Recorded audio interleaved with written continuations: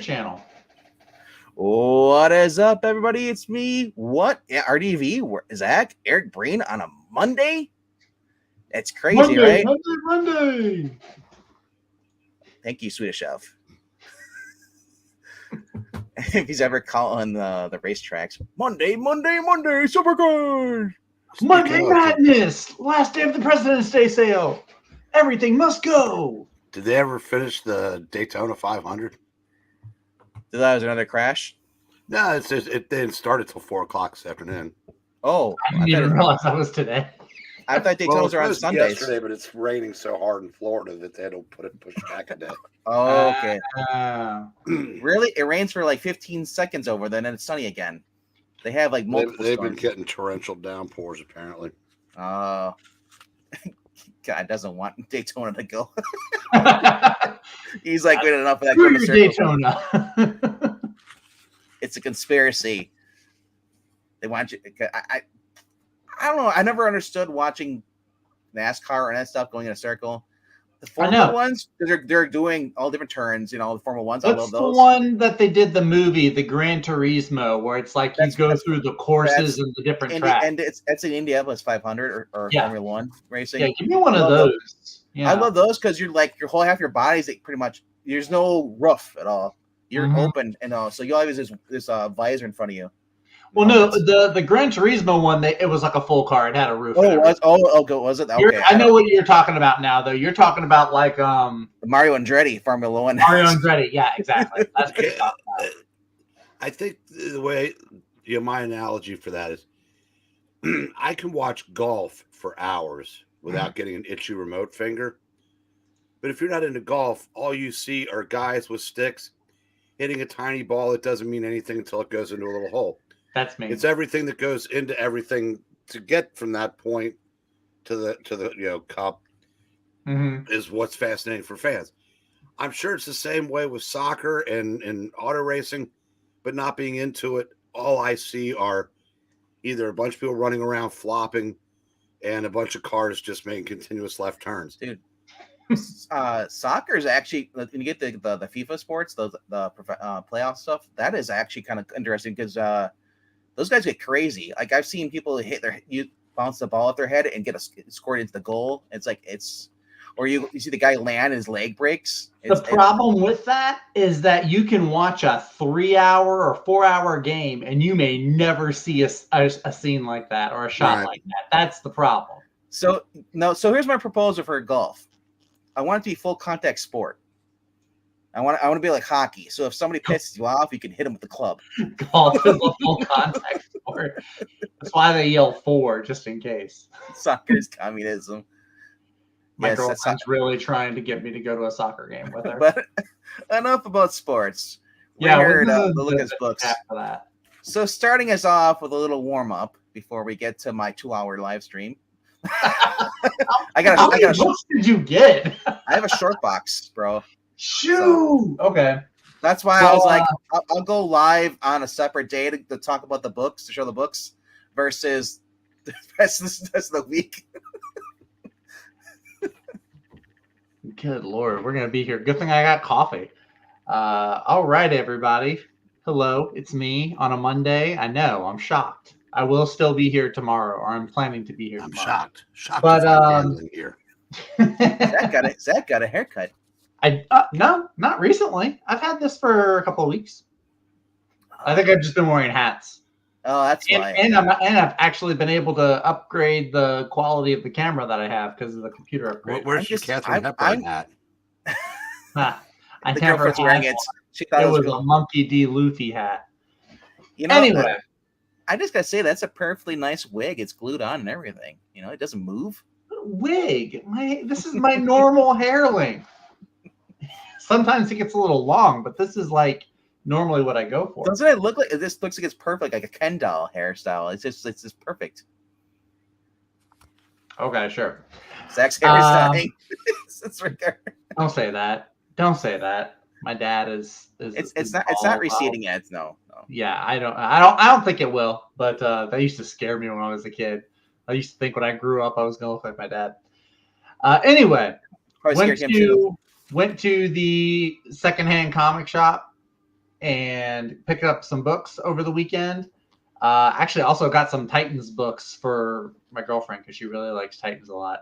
And I steered her away from the Kelly Thompson Captain Marvel. Got her 1 or 2 Brian Reed Miss Marvels. But anyway, so I got 1 Marvel and 1 DC, and I got several of each. Over with DC. One Marvel, one DC, and several No, of each. not one title from DC and one title from Marvel. Okay. Over on DC, I found a whole bunch of JLAs from the Morrison run. So, of course, I had to get the one with the giant gorilla. It's like you gonna planning on getting on the Apes book because No, not just apes, because we got Amazo. That's pretty fun. The Punisher Superman.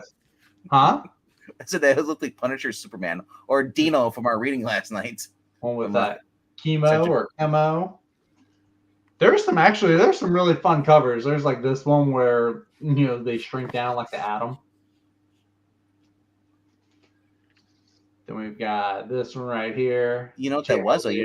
Bruce Wayne. Do you know what that finger was? Right, that was Pixel's finger. No, it was too big. It wasn't long. It was girthy. We got one here with Wonder Woman. This is a Wade Hitch issue. There's so much stuff you just said that people could clip. It's not long. I hate that you made me say those words. I didn't. This one here with Superman Blue on it. Okay, interesting. And the last one, I thought this was really cool. This is a Wade issue, but it's got Mike Miller art on the guy who did Injustice. Oh, Mike S. Miller. This is one of his early issues over at DC. I wish they'd put because they just put on Miller. It could be anybody. Well, I guess it could be Frank. It could be Mike. It could be. It could be Frank, but he did the cover too. I mean, if you had Frank Miller doing a book, I would assume you'd want him doing the cover. But yeah, no, I looked it up though. It was Mike S. Miller doing the line work in there. So that was the DC. So I did get some Justice Leagues for my collection, and then Rhaegar. It's not apes together strong. It's apes together neck strong. Get it right, Adam. Wrestling jokes, I saw that you were liking a post. You said you either I started watching wrestling. Unfortunately, you got to watch the AEW though if you want to see girls. I just saw that one particular scene or clip or whatever it was. I was like, dang, maybe there's something to this. The women matches are pretty good on AEW. Women matches, yeah. Speaking of apes together strong, though, allow me to introduce you to my new Marvel obsession, which shouldn't be hard to get over because it's got a very limited number of issues. I started getting some of the Agents of Atlas. Oh, I remember those. Yeah, those are fun. Gorilla, I remember when it came out, I was like, who the hell are these people? Gorilla with a gun, a robot. Back when Marvel would bring back older characters and not make them gay. By the way, anybody remember that costume? That Carol Danvers costume? The best one? So, excuse me, that doesn't exist. Do you know who she's fighting against? Aphrodite. No, this is Namora, or not Namora. This is Namora? the Atlantean member. Okay, because I remember Venus. I thought it was Namora. It might be Namora. Marita was the New Warriors one, right. So this might be Namora. Yeah, there's too many Namors. There's a lot. There's another one. A lot of these are Dark Reign related too. This is Jeff Parker, by the way, doing a lot of the writing. Yeah, that's when they started getting the digital art for covers. Yeah. Hey, what's up? Cannot pronounce your name, Yahar, over on Twitch. What's up, Jughead, over on YouTube? Namor and Namora. Yeah, it has I think there were 1 or 2 very short-lived series where Parker was the writer, and then they changed it recently to where it was Agents of Atlas became the all-Asian super team, which okay, fine, but now I don't have a team with the Gorilla Man that uses guns or the guy from Uranus. There's actually a guy. I think he's from Uranus. He had the cool old school bubble spacesuit helmet. It was really cool. But yeah, I haven't gotten to read through these yet, but I did flip through the. Of course, there's the obligatory this one where somebody has to fight them, and so this is when New Avengers was going on. So I flipped through that one. There's the art inside is phenomenal. It's just so weird seeing Wolverine and Spider-Man on the cover together. Dude, like I missed this. They used to be constantly back in the 90s. They were together a lot. They were because they were on the New Avengers team and they were on the regular Avengers team. Yeah. Thank you, Bendis, for both of those. Actually, I say that somewhat kind of sarcastically, but then kind of genuinely because it was fun. There was some funny things, but like I said, as the second half went on, as Eric pointed out, they made Spider-Man the butt of the joke. I think you can say thank you, Joe Quesada, for that. Thank you, Joe Quesada? Yeah, okay, thank you more to Joe Quesada then. I think in the Avengers, I know that Bendis wanted to overuse Luke Cage. Yeah. But I think at the time, it was a mandate from the top to squeeze Wolverine and Spider-Man into as many books as you could. Yeah, because they were everywhere. Those two and then Deadpool were everywhere during that time. Oh, yeah. Well, fortunately, they kept Deadpool out of the stuff they were taking seriously because he wasn't all over Civil War, or he didn't cross over into every book in Dark Reign and whatnot. That changed in the 2010s, obviously. Right. Yep. But that's when all the variant covers started to show up with them and everything. Yeah, that's why I'll at least champion the stuff that the stuff they did in those years, even if they did mischaracterize some people in Spider-Man. Rhaegar, what? You always got a one up more on you, don't you? That's what it is. Y'all are. I would love to meet the guy in your hands. Look, I'll give y'all a little because now I'm gonna be on the hunt for these now. I know E doesn't do modern books, but if he ever does come across some Agents of Atlas, I'm gonna what do you consider modern books? Because remember, the more we go further into the future, those become back issues. That's true. I mean, I don't know if I would call them modern anymore. Those are 15 years old. 2000s. I know. Everything you're showing was 15 years old. I mean, think about that. That's how Marvel is now completely sucked for over 10 years. More or less, yeah. Not in a good way. Yeah. No.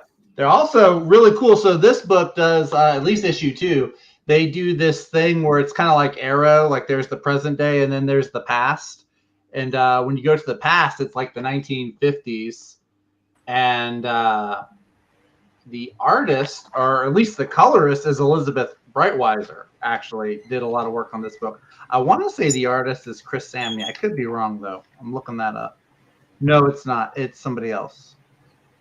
Gabriel Hardman. But he does really good. And then the present day stuff is also really good looking. So it's really cool. Really cool concept for a super team. Look, you remember the ads, flipping through this and seeing the ads for remember Straczynski Thor? Do you know what's crazy? A lot of those artists that popped up or little writers are popping up in Spider-Man titles are not even in comic books anymore. If they're not in the big two. You don't see those names. Yeah. No. Remember when Dan Slott had a book that didn't suck? Maybe he wasn't writing. You know why those guys? You know why you don't see those names anymore? Why? Because they can't afford the pay cuts. Best from their job, it's at Whippy Dip. The best Dan Slott book is She-Hulk. That is true. Yeah, I can see that.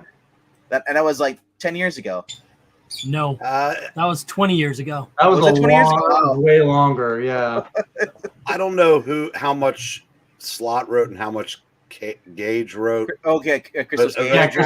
Avengers Initiative was awfully good. Avengers Initiative, Avengers Academy, a lot of it was. Well, that was Gage. Slott had nothing to do with that, but Slott co-wrote Avengers Initiative. I kind of feel like Dan Slott can write good if they tell him no on most of the stuff he wants to do. If they tell him to stay off of Twitter. It's not even that. I mean, I feel like these guys would still be trying to do this crap even without Twitter. Probably. But Twitter does help a lot. It helps encourage a lot of this crap. Piece of art here. They use an excuse to say, look, people are demanding on Twitter, so we have to do it. There's a cool double page. of the New Avengers versus the Agents. Yeah, back in the days where, remember the video game ads for the old school Wolverine Origins? Still a That was better a game. legitimately good game. Yeah, better than the movie. That was the best movie game ever. They don't draw women like this anymore.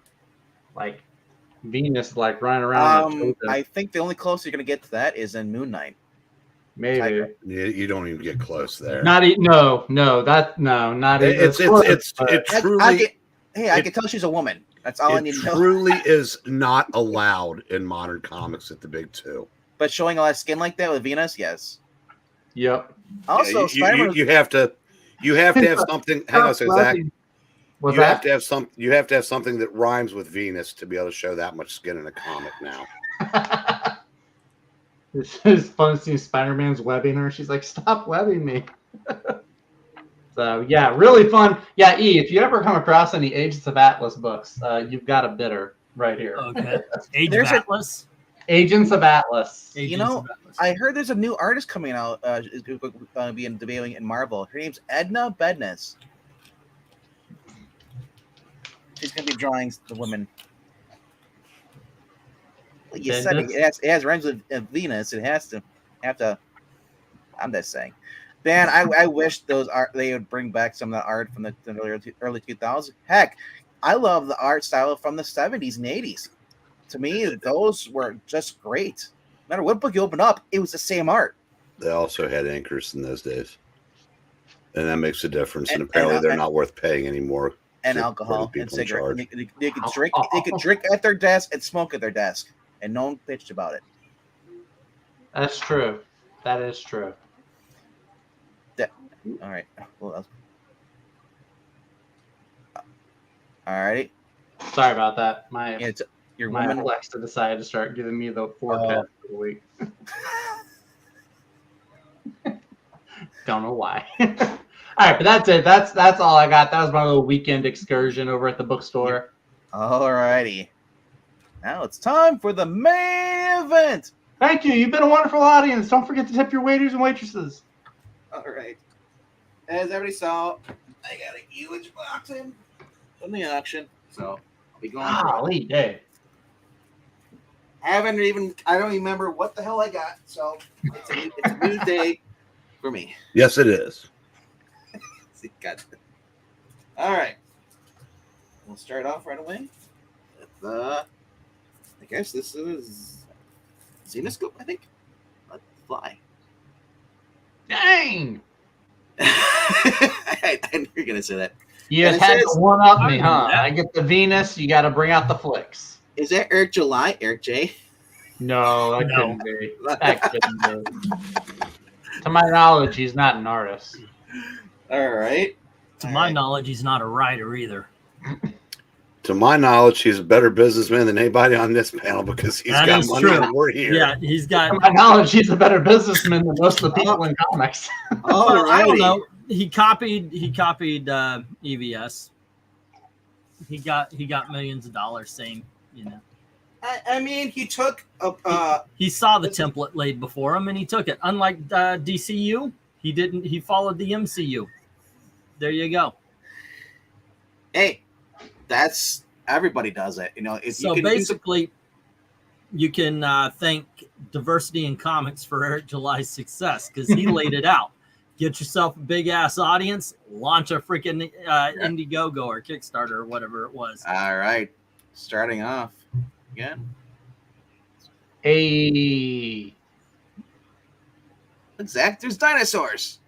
Ms. Marvel back. Kill them all. Again, Awesome. Best costume. So let me ask you something, Vank, because basically I wait until a short box is filled and I ship you some comics. Yes. Do you remember the books that you fucking ordered? When I see them, I'm like, I remember bidding on this. Yeah, that was months ago. Yeah.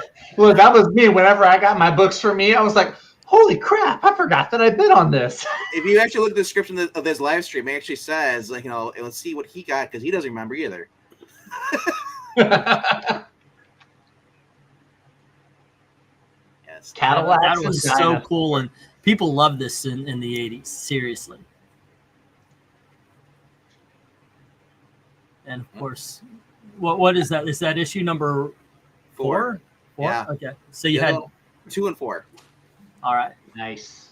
Do you have a 1 in there? I That's have no the big idea. question. That's the thing. I don't know. Do you remember? I have a 1. So that's. I know it's somewhere. That is such a sweet Brave and the Bold, man. That is.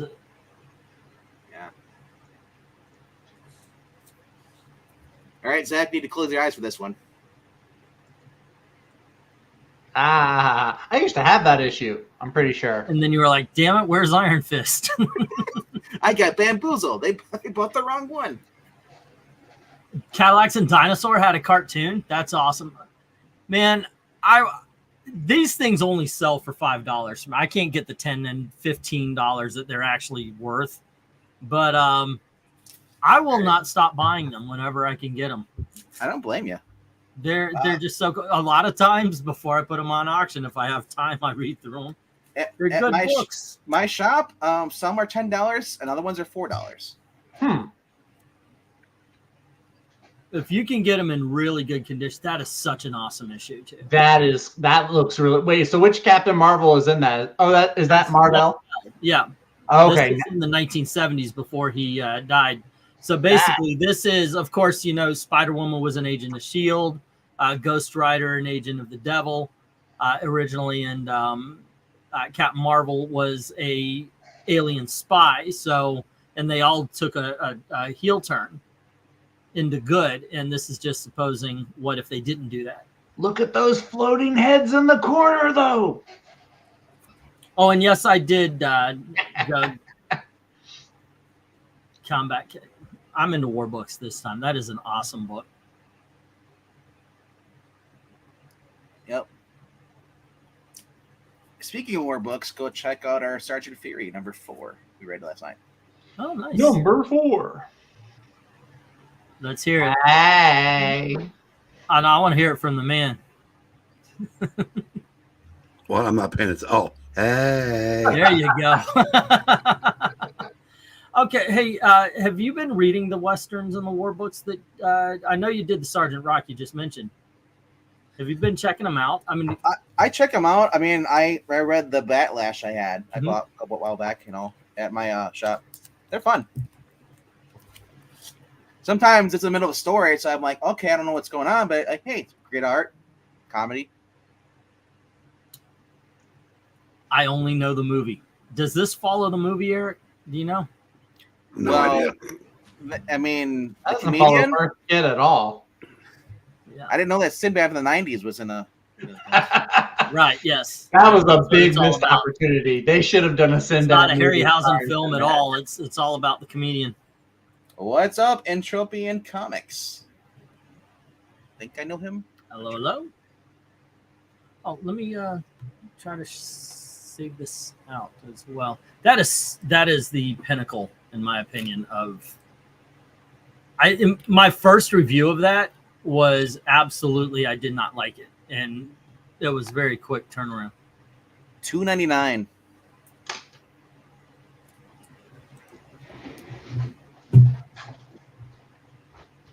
That's something you'll never see in comics again. And like I said, I'm just pulling these out of the box the way you put them in the box. So I have no idea if they're in order or whatever.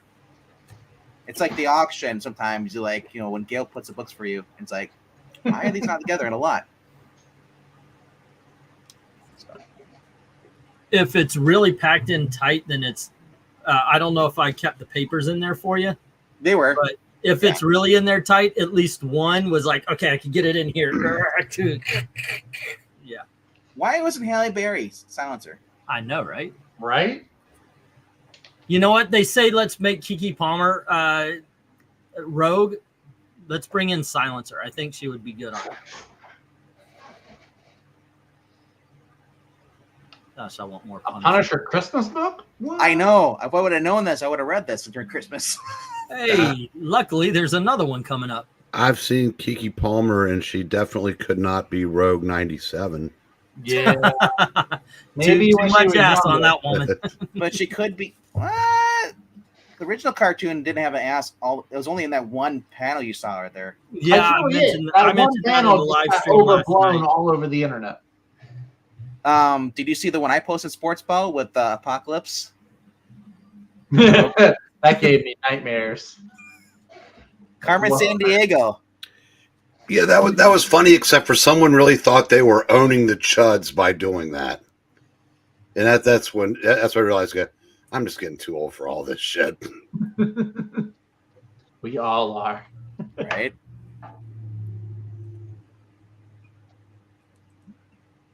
Not sure what the circle is supposed to be. Symbol is supposed to be. But at first I thought it was a moonlight crescent.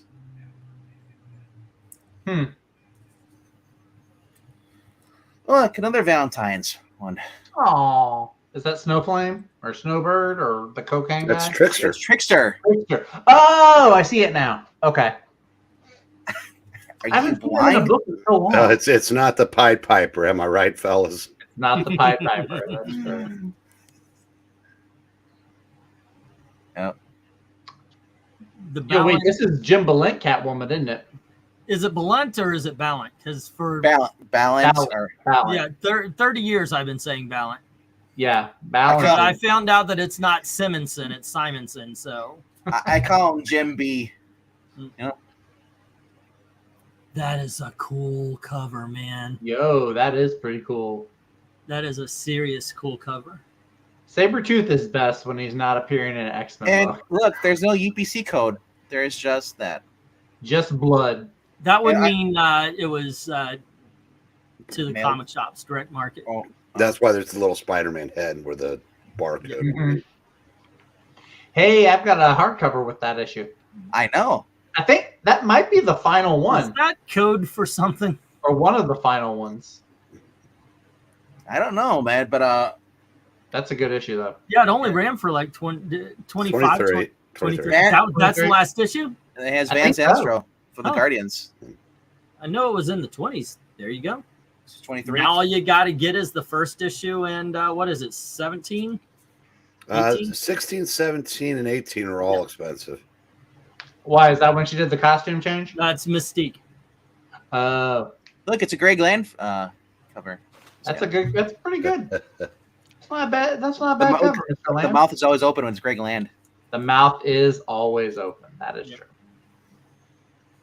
Most people are shocked that he actually drew it, or they recognize the porn star they based it off. But hey, this was cool. I just seeing this in here. I forgot about this. Hey, that's cool. We read this on the channel and everybody complained, and it ended up being a huge success. I tell you guys. Oh, that's the king size special. No. Venkman, have you not figured out yet that the more we complain while we're doing them, the higher the ratings? Remember the Disney thing that went for 3 hours? I They're know, all gluttons for punishment. but I'm going to That's the start Fred doing Flintstone. those. Okay, let's start doing one-page hostess ads, and I'll bitch about how long they are. Dang. Gen 13. Zach, do you have that in hardcover too? No, I don't. Man, anytime I see that one that one booth at the MegaCon, hopefully they travel the country for conventions, but I will snag that cheesecake Going on booth the anytime. Cheesecake is great. RVD would be perfect role for the new 97. What in the crowd saying "Die Muties"? I don't know what are you trying to say here? Yeah, who would he be in 97 X-Men? Because I have an American flag on my hat, so I'm like, yeah, down with the muties. No, Yes. I'd be down. I'd be like, down with the cuties. That's what I'd be saying. Zach, do you have any Gen 13s? No, I do not. Yeah, J. Scott Campbell, Gary Frank, and Ed Bennis were all regular pencilers on that series. Let me know if you see any books that are supposed to go with somebody else, because I don't know. And that was part of the worst two-part story, I think, in team-up history. I do have some Danger Girls. Speaking of J. Scott Campbell, but Yeah. Although, did we ever read those? The Man Wolf into the Frankenstein monster, or Frankenstein monster into We the did Man read Wolf? the Man Wolf for Spider-Man. There's two stories with Spider-Man versus the Man Wolf. Return of it when he became the Man Wolf again. Yeah, that's right. So we need to do those two Morbius. issues to team up. So what is that? Gloriously 2001. What was it? 2 million or whatever it was. DC Comics 2000. It's called. It's a two. It's has It has by Pyre, Zemeckis, Rollins, and Khalees. I think everybody's all the characters get mixed up or something, and Oh, that's okay. So you got the regular Justice League on the back. It's JSA. maybe I'm thinking of a different one. There's so many. I don't know, man. Those days are no idea. But Zach, you're gonna like this. Show me. Yo, I've got that issue somewhere. I saw it. Anytime I can get that that at some point I'm gonna sell that cover to everybody in the auction, because anytime I can get that issue, it sells. I mean, it's heavy just holding it right now. Why wouldn't you? Why would not you? There are 4 great reasons to get that issue. And because somebody else wanted it. Oh, nice. That is how do you say Svejic or covers on Hawkman were awesome. Not to mention that what's in between behind that cover is awesome. Yeah. That's not just an awesome variant Hitch, cover. Yeah, Venditti, Hitch, and Sinclair. Mm-hmm. That is the greatest run of Hawkman. Also the quickest read. Yeah. Because it's just him the whole entire dialogue. It's like, hey, there's somebody else in here too. Sir, we don't mute our swearing on this channel because we skew younger and the kids think it's cool. There you go. We're also our biggest crowd is from the Philippines anyway, so. Ta-da! Shout out to Pixel's girlfriend who's watching. So Geeky did not help in making Nope a more likable movie for me, says Rhaegar. She did for me. Nope? Wow. Yeah, she's the sister. Oh, shoot. She is, isn't she? Yeah. I see it now. She's the one in the trailer that says, oh, shit. She's the one that does the Akira slide. She is. Yeah, she is not as cute as I remembered her being. Vangman, let me know if when you're doing this box, if you run across the book that you forgot you bid on and have since purchased again. Oh, not yet. Brave and the Bold, Batman, and Hawkman. I probably have. I think because I know I've got 2 boxes going toward to you, right? Is this the first one that arrived, right? Yeah. Okay, so there's another one coming in, and when I was, I of course I went through all the papers, make sure everything is there, and I noticed the Batman, Hawkman, Brave and the Bold. Don't look, Marania. Iron Man, Woo! Iron Man does whatever an iron can. Flattens clothes any size. Who's that tart on the cover? I know, right? That's Warbird. Man, she needs to put on some clothes. You got a weakness for broaden her shoulders, decrease the size of her boobs and hips. And hips, and yeah. Hips. Is that Darkseid? Yeah, let's go with that instead of the Control. It looked like we'll go with the DC comic. It's Marvel, you nitwit. It looked like Darkseid. Go sit in the corner. I am in a corner. Do it. But baby, never mind. Those are some good books that I swear should sell better than they do on the auction. Captain America and the Falcon do not sell. They're good comic books as a comic book historian or from a collector's standpoint, but Jack did not come back at full capacity. I'm just going to say that. And I'm just going to say that he was better as Falcon. You know what? Let's not say that until after next auction. There's a little sneak preview of what to expect on next auction, folks. Spider-Man and the Useless Human Torch. Issue number 10. We was Kings. He could become the sun if he wanted to. He is not useless. You know, it's enough for him. It's enough for him to be the brother. We've got John Hammond. We've got Toro. We don't really nearly have Johnny. Jim Hammond. I'm sorry, whether it's Jurassic Park or from Marvel, who cares? Hammond was the Jurassic Park guy. I love that issue. It's like Batman's like fight to the death. But do you remember the thing with that story? they'd had Hawk and Dove age in real time for that story. Mm-hmm. So they were actually in their 30s when they should have been still like 20. But they did to make, because the story was, what they represented in the 60s and how anachronistic it had become today. So it was a neat little story. One's a conservative, one's a Democrat. Fight. And they're cousins, identical cousins. There's only one person on this panel that knows what. As long as they're not kissing cousins. Yeah, and the sad thing is, What? That she died pretty much of old age. Yeah, yeah. Because they were there. It was a Sally Field weekend on Decades. Uh-huh. It was weird watching Aunt May, who's now pushing 80, as a mischievous teen in color. That's a cool cover. Yeah, I like any Captain America, I Love America comic covers, and unlike the Ta-Nehisi Coates where he's pissing on the flag. So I'm going to clarify something. So for anybody that's watching the next couple auctions, I wasn't saying stay away from the Kirby Captain Americas. You need them, but when you compare his writing versus basically the next 200 issues that followed, I'll take the 200 that followed. Oh yeah, most definitely the Grunwalds and such like that. Those are. Is that post Galactic Storm, Operation Galactic Storm? It says, that's why it says after the storm. That's what I thought. That's what I thought. I wasn't sure if there was another storm titled story. If it had been during Galactic Storm, it would have said Operation Galactic Storm. The story takes place after they moved down to Miami. Then there was a hurricane. So, Miami.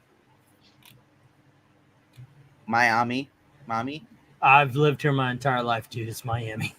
You're also from Texas too. No, I was born in Texas, but I couldn't tell you what Texas looks like without a map. Looks like America. It's America. Depends on where in Texas you are. Englentine, were you able to ship my comics? I do believe I did, yeah. I've got the receipt here. I could get I'll get you a tracking number. Yeah. Send me a tweet for it. As Zach says, some parts you said Texas. I was like, other parts look like death when you get in the desert. That's the part I lived in. Yeah, that's the part I was born in. Oh, don't look, Marania.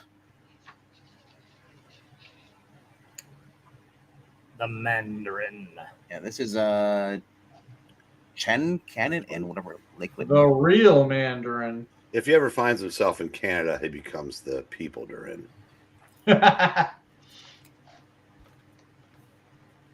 Eight. Okay. I was like, okay, this is book 2 of Fighting Chance. I was like, I get 2 of the same copy right away. So. And then there's Captain America Annual with Citizen Kane. Rosebud was his shield. Yes. And yeah.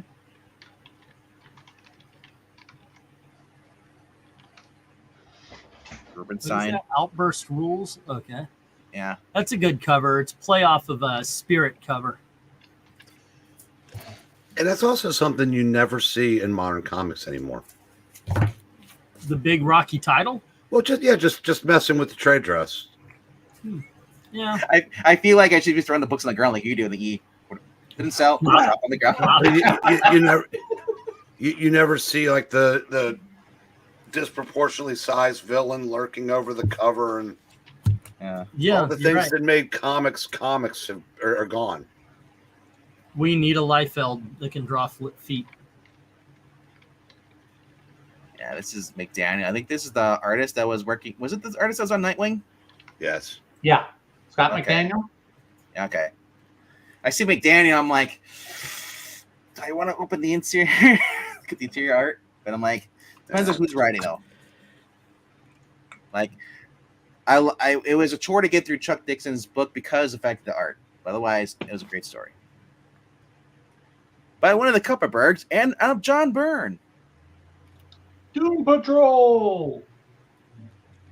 The Old, the New, and Captain Comet. Who watches the Watchmen? Man, the TV show? No one. Nobody. What a time to be a DC fan. All right. Speaking with Spectre. Awesome. Same era. Yep. Spectre and Deadman. Nice. And Deadman isn't in that stupid Kelly Jones style that. Focus. We do not look. I don't mind this style. I don't mind the Neil Adams, obviously, but I do like the Kelly Jones for the Kelly Jones stories. Arthur Adams on the cover. That's what it is. Yeah. Look at all the faces in the crowd. I know. Yeah, they're all weird faces. Like that painting where the woman's like this, and you know, their mouth open and the weird eyes. The Scream. The Scream. Not Drew Barrymore, the other one. Right. And you know, since we Zach had to bring up monkeys before. Gorillas are great, man. That looks like the giant, hairy Bigfoot Titan from Attack on Titan. Yep, this is by Byrne and Friends and Breeding.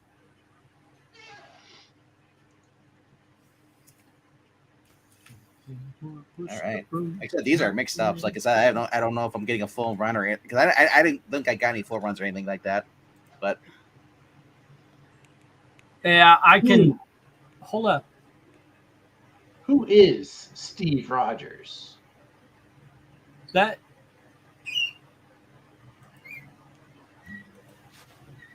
somebody that Hitler is yelling at. Who is Steve Rogers?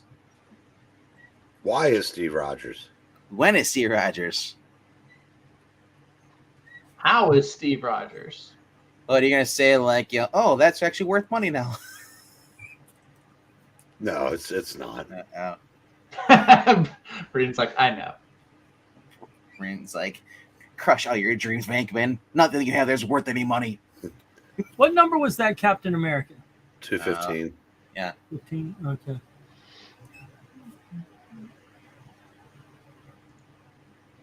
The price box looked weird to me. Oh, yeah. That might have been one of the 35 Whitman cents variants.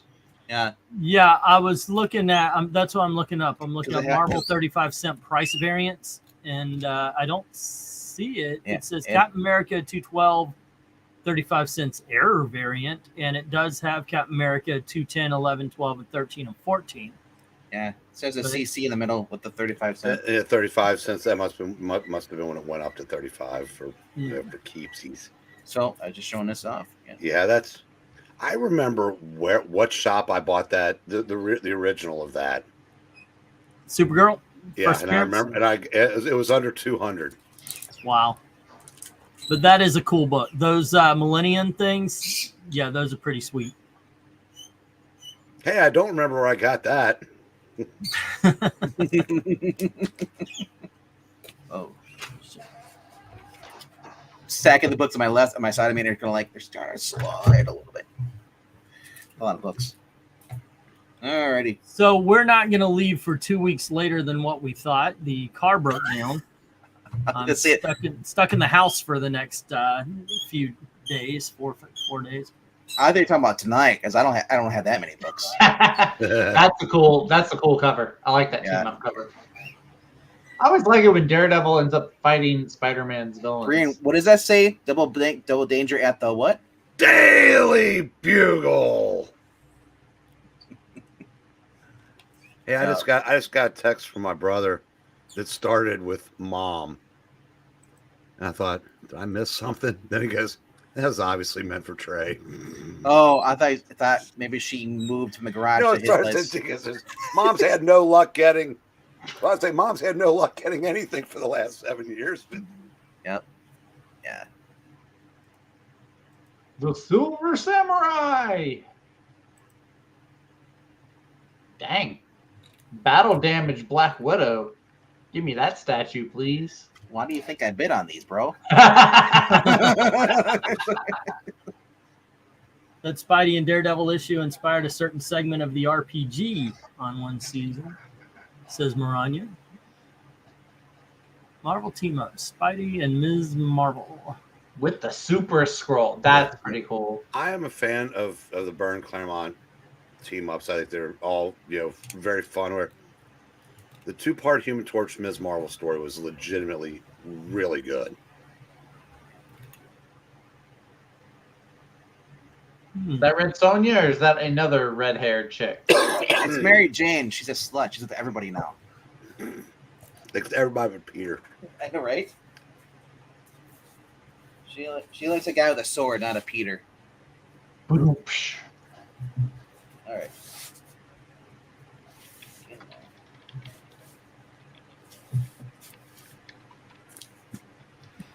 I gotta start putting some of these books back in the box. It's starting to get I always have whatever you're pulling the box from and keep an empty box next to it. So. But I'm losing my short boxes. I'm starting to run out. I need to get some new ones. My shop. I don't know where they're going, E. I have no idea where all your short boxes are going. Yeah. My shop has some older boxes. I'm waiting for them to get like some DC ones because all they have is Marvel. That is a fun one. I have that. That's one of my favorite Christmas issues. Now, not just because the new Warriors are on the cover. I would have never thought this, but I was watching a video from I think it was either Easy Comic Reader or Comic Curator. But anyway, he found boxes at Walmart that are virtually the same dimensions as a short box. Gail did too. She went out just recently. Yeah. And he uses them for his short boxes because they're like 97 cents. Yep. So for those that just need them because their collections are piling up, it may not be a bad alternative since I think short boxes are like $11 now. Yeah, I absolutely agree with you. Gail went out to buy some boxes to pack, and it was her. She goes, "This looks like one of your short boxes." That is an awesome cover. That's cool. Is that where Sharon turns into the She-Thing? She-Hulk versus the new Miss Marvel.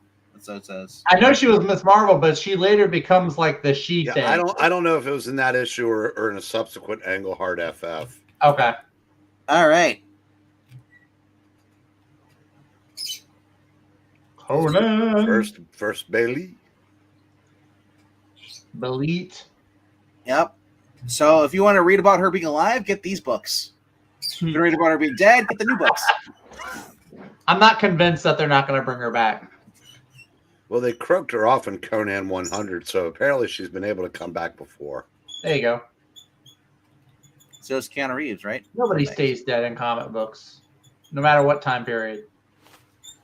Well, that's because, you know why? A new team comes on after 10 issues, and we're going to launch a new #1 and retcon everything that happened before. Isn't that right, Mr. Bird? Mr. Bird. I keep forgetting what your bird's name is. I'm like, I want to say Pistachio. I know. Pistachio, that's it. I wanted to say almond, but I was like, that can't be it. It's not almond.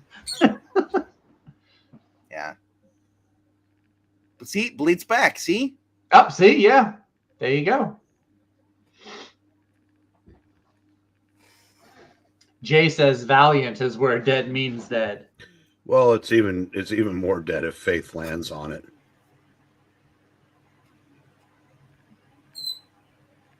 That is, as I said before about Jimmy Olsen, a slabbable issue. Was this ever a TV series? If not, why? I don't know why not, you know? Because it should comedy or hijinks, this looks like a straight up 70s TV show. I feel like it was a TV show. It was just called Maverick instead of Batlash. That's fair. I mean, Batlash is a dumb name. I'm just saying. But Maverick was a lot of fun, though. I did like Maverick a lot. there you go, Zach. What's this? Hey, I have that one or had that one. I think I still do. You I don't know why I would give it away. I came to your house. I grabbed it. So darn it, Vickman! I also took your Miss Marvel that's behind you. Or sorry, not Miss Marvel. Your Power Girl. Yeah, right. Pry that. You can go dig that out of the casket. The one that's in there is a copy. It's a forger.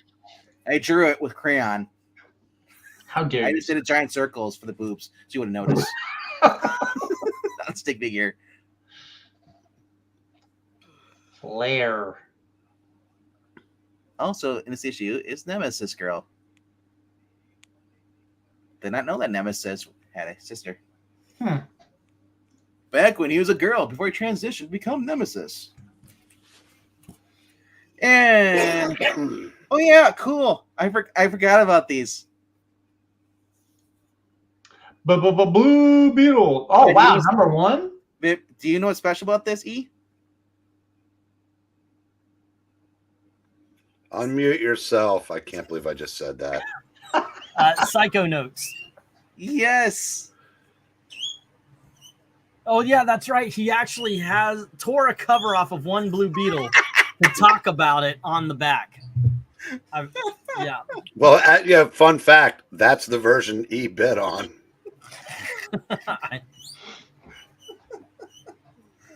Oh man.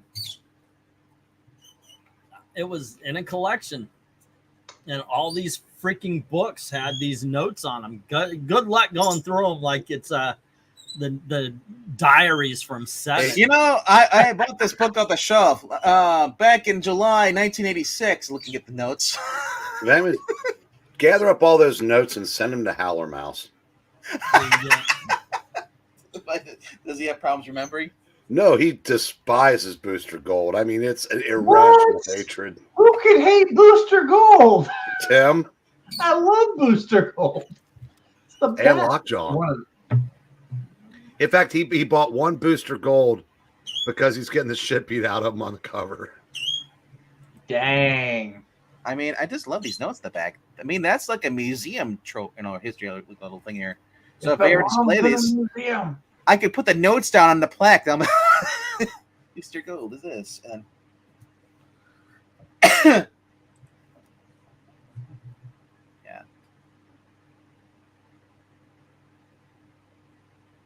President Booster over your dead body. Wait, is this a he liked that reference? cover. Yeah, he probably would. Freaking sadist.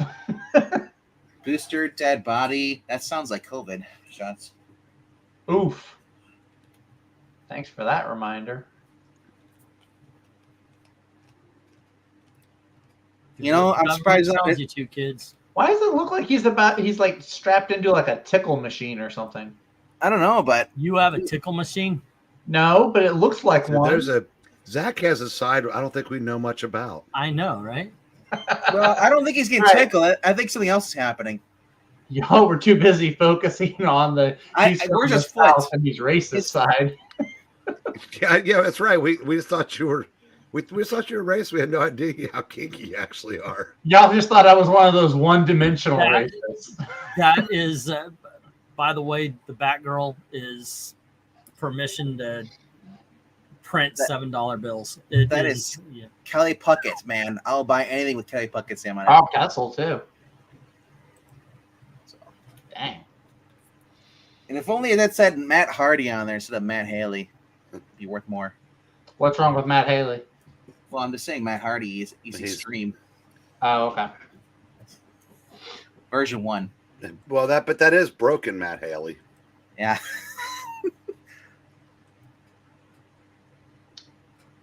These are the books I bought. This has grown on me. I do like that. On MODOK's, yeah. No. On Carol. Oh. MODOK is MODOK. I mean, it's like a second skin to her. I don't think she ever takes it off.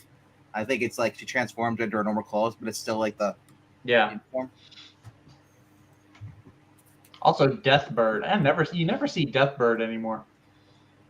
Maybe that's a good thing. Love conquers all. Oh, it's a romance book, Breen. Is that the Mad Mod, Breen? No.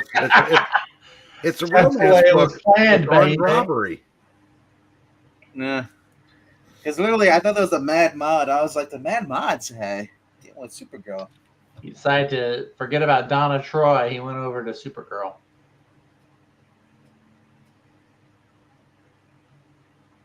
Remember this character, Carrion?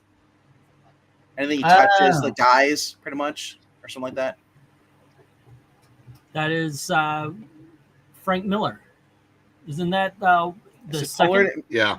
Frank Pollard and Miller? Milgram on the cover. So Frank's on the interior part, maybe, yeah.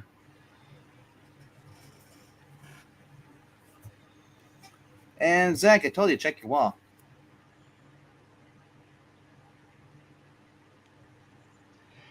As good as that is, that's not even the best female JSA cover that he's done. I mean, Liberty Bell is the best one. If all I agree. Karens looked like this, the world would be better. I think there are better Power Girl covers out there. That's a good one, but I think there are better Power Girl covers out there, like the Adam Hughes ones, especially. That was not supposed to be where I found it.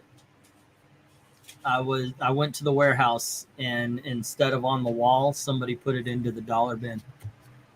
Oh man! Dang, Lucky Green. Yeah. Speaking of Gary Frank, Yeah, I've got that one too. That's neat. Peter David. Yep. Peter David. Unfortunately, he didn't do the interior though. No. Nyberg, Manley, Graves, Belvins, and Drost.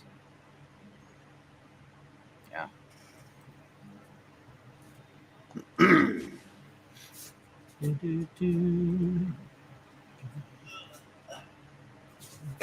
Cyclone. Oh, Jay, you're right. Cyclone was also really. Ooh, shoot. Yeah, it's a. Ooh, Cyclone or Liberty Bell. It's a tie. It's a tie between them. I was gonna That's say. Cool. I've got some of those. Yeah. I don't have the full collection, but they're pretty fun. The ones that you had on your auction on Friday. I see you had some Lone Rangers. Were those Dynamite or were those different company? Lone Rangers. Which one? You had Lone Ranger. I had one. It was Okay. Dynamite. I think Dynamite's the only ones that have done the Lone Ranger, I think. Mm-hmm. That's cool. Yeah, I remember bidding on these. I just don't remember. That was in the 50-cent auction. Those would not go for $1, which sucks because I would love to actually pursue Lone Ranger a little bit more and the stuff that I. Yeah. It's always kind of cool to get the stuff that I actually like and go, hey guys, here you go, check this out.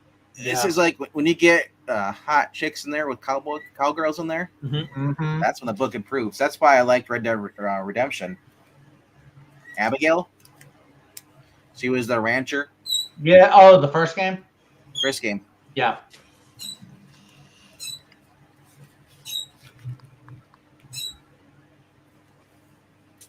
And of course, because it always happens. No. Well, we're talking about modern day Maranya. Yeah, Dell of course did Lone Ranger. Both me and Venkman have been looking for the Christmas issue. It's got a beautiful cover. I had it for $7.50, but lost it. And you know who probably has it? The guy that's always on the fossils. He has all the Christmas maybe. stuff. But I looked through it. I found it on Read Comics Online.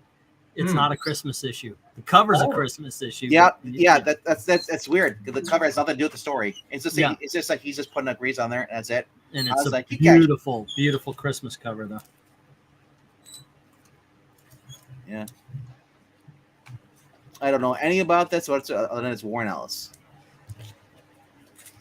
That took a long time to sell. I was actually surprised because it was Warren Ellis. Well, Warren Ellis has been canceled, so a lot of people don't like him. Yeah, but that's not a problem in our crowd. Nobody's like, oh, Warren Ellis needs to be canceled. He likes to bang chicks. Okay, this dude.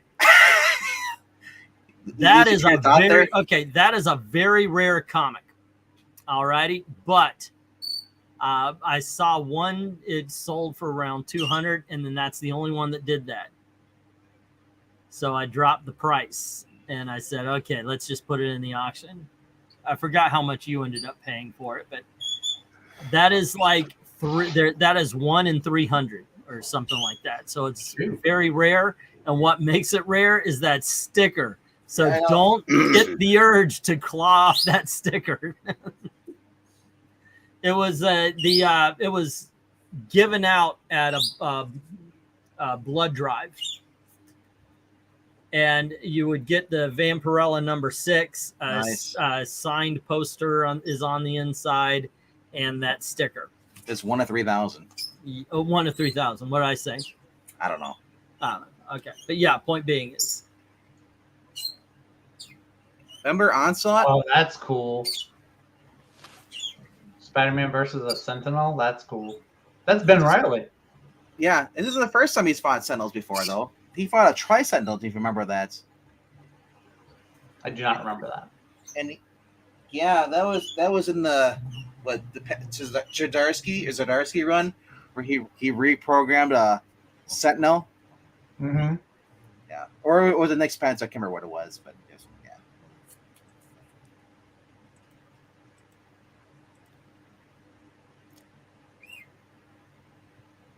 Yep. Getting wrecked. My big question is, what's wrong with What If? Well, I can tell you what's wrong with What If. Not the TV show. Oh, I was gonna say. I know everything that's wrong with What If. I was gonna say the TV show. What If should be based off the comic books. So you have an alternate saying, "Hey, this is what you could have got." That's actually not a bad idea. I know. What issue is that? No, that's generic. I love the fact that he can look at the covers and go, that looks like issue number 65 or something like that. Yeah, I want to say 105 or something like that, somewhere in that neighborhood. Yeah, it's like the greatest of party tricks to me. Sure, how long before one of the blue hairs makes Lone Ranger and Tonto lovers? You know they really were. They were either in each other or the horses. They forgot all about Lone Ranger after the Johnny Depp movie didn't do well, which is a shame because I really enjoyed it. I thought it was a good movie. I liked it. I flat out liked it. And I got to admit, I was in the theater, and when they burst out with that William Tell overture, I loved it. Oh, that's the best part. Freaking blew my mind. It was like, well, yeah, woo, that's what I came in for. That was 110 in case anybody cared. Okay. The Tomb of Cain. By the way, also in the 50-cent auction. Which they used to be back in the early 2000s because nobody gave a shit about those books. Hey, Paulo is here. As soon as MCU started, all those books went up to $4. You know, half-price books. There's no longer half-price books. Now they're like jacked up books. Paulo is the only one of us who is watching the Daytona 500. Well, at least my question finally got answered. So, what driver that I'm sure none of us have ever heard of won?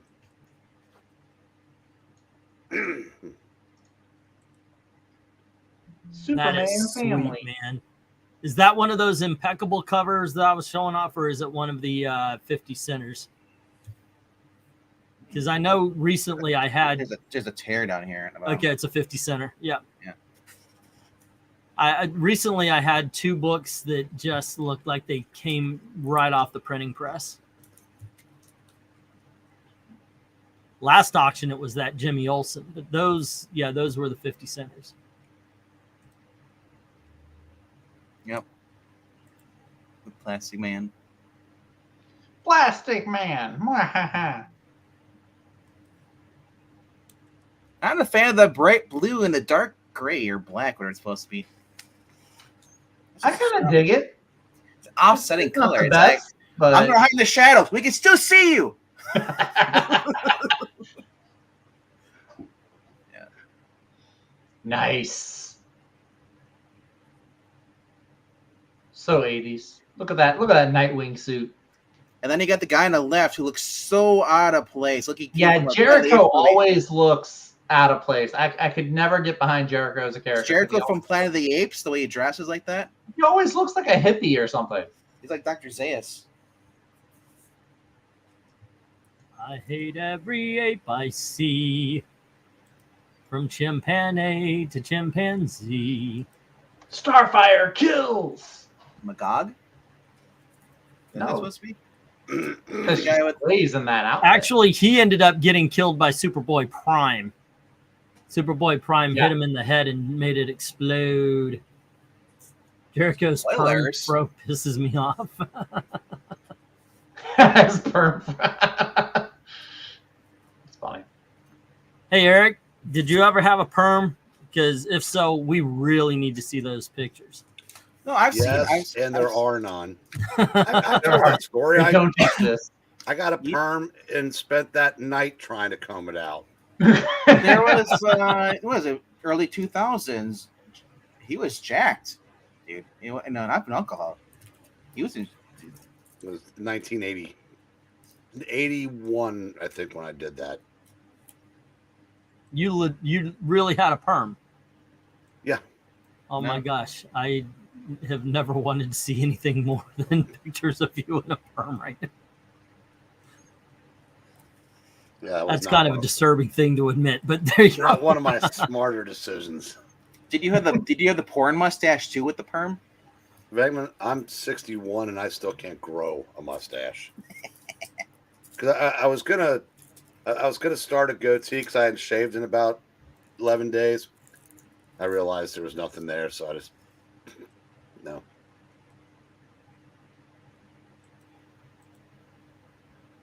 I hate every ape. That is such an awesome freaking cover, such an awesome book. Obviously, the DC Special is one of the 1970s reprint things, so they were reprinting Infantino stories. But that is such a great freaking 68, but you know. Say again. 1968. What did I say? 70s. Okay, well, I'm off by a little bit, but it's a tape on cover. The heart of it still stands. Yeah. Say again. It's the tape on cover. I'm just waiting. The cover just like barely hanging on.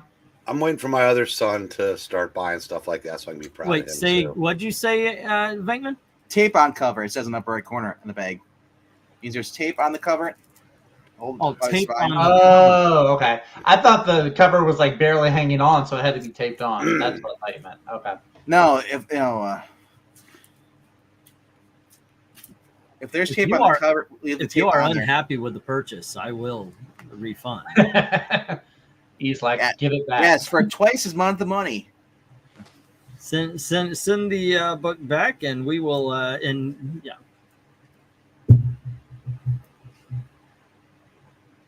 Look at those orbs, bro. Power Girl, what? You got to admit, at least he got the physics right. The head being lower would lift the left breast up differently than the. I know, but it's chin. Yeah, so he has his boob physics down. He does. He has a certain set of skills. It's that Liam Neeson. He is the Liam Neeson of comic book boobs, dude. Respect the craft. That's right. Dang.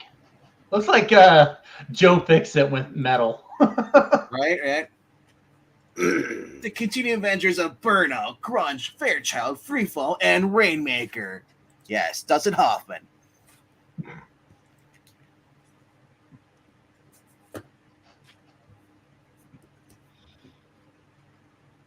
I was amazed I was able to get these. I thought Jim Sorsen was the Gen 13 guy. So maybe he wasn't there that day. Might have. Maybe. Normally he is there, and there's times I've won Gen 13 books, and he's not the Savage Land variant. Indiana Jones variant. Like, it looks like. Good Lord Almighty, Jace, is that Campbell? Yeah, that's Campbell. Okay. Dang, Campbell, the comic world does not deserve you. Gen 13 was the Porkies of the 90s comics. Right?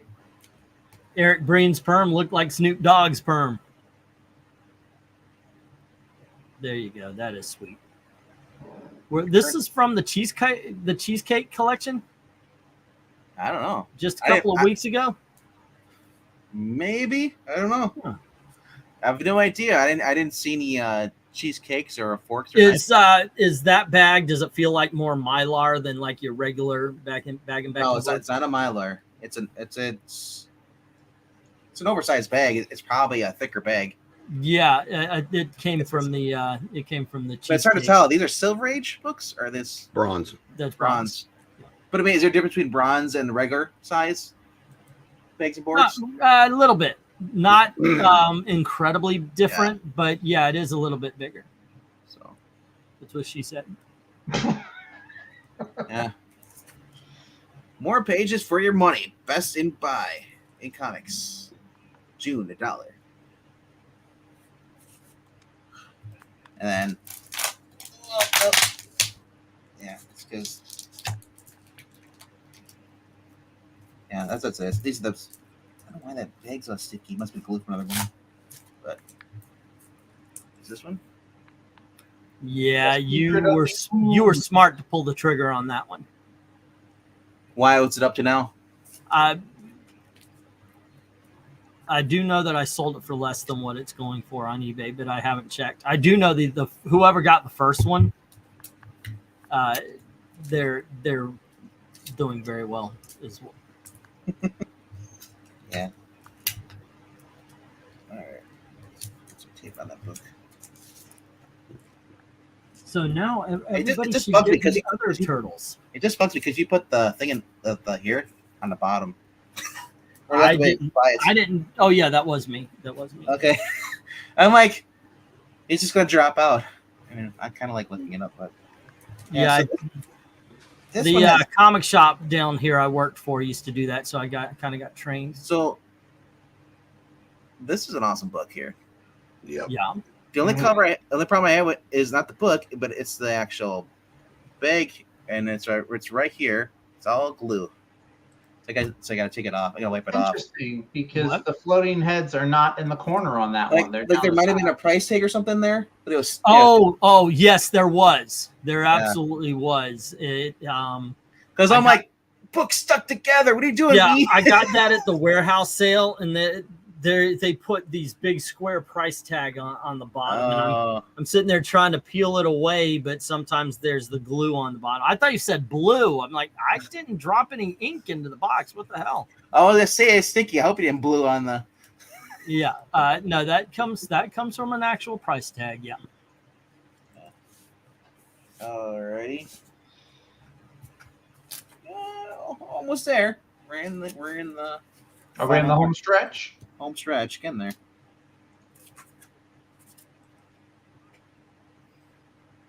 Remember, you can find books like this over at I Love Comics Friday nights. Friday night, 8 p.m. Eastern, and all these books that Venkman get, he's not there for anymore.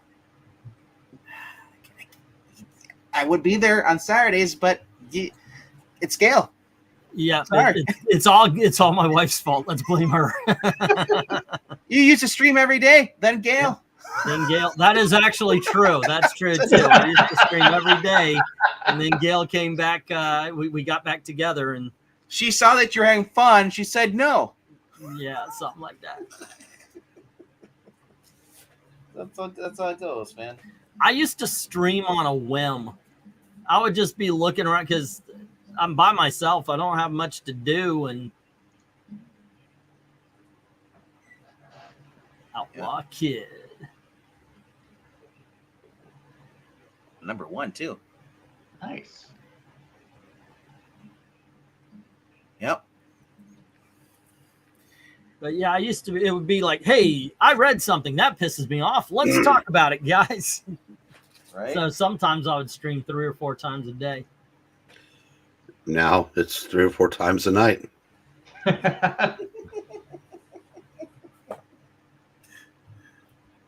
There you go. That's sweet. Yeah. So am I still in the Wilbreen? That is pretty cool. I like trying to find the horror comics. The horror and war But I got to admit, last week's reaction to the Unknown Soldier makes me very weary about next week's Sergeant Rock books. I'm with you. I like Horrors and War. Horrors and War. That's what we got. Yes. I've got a lot of Our Army at War starring Sergeant Rock coming, and the Unknown Soldier did shit. So I hope it's not an anti-war comic thing going on. Right.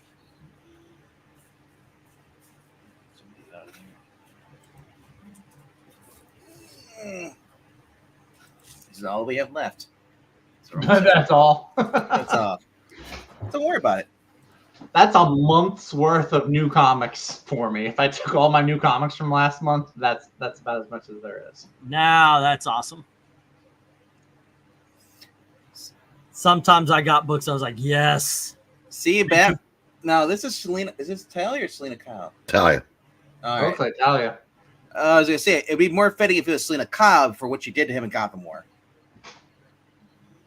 But shot in the back.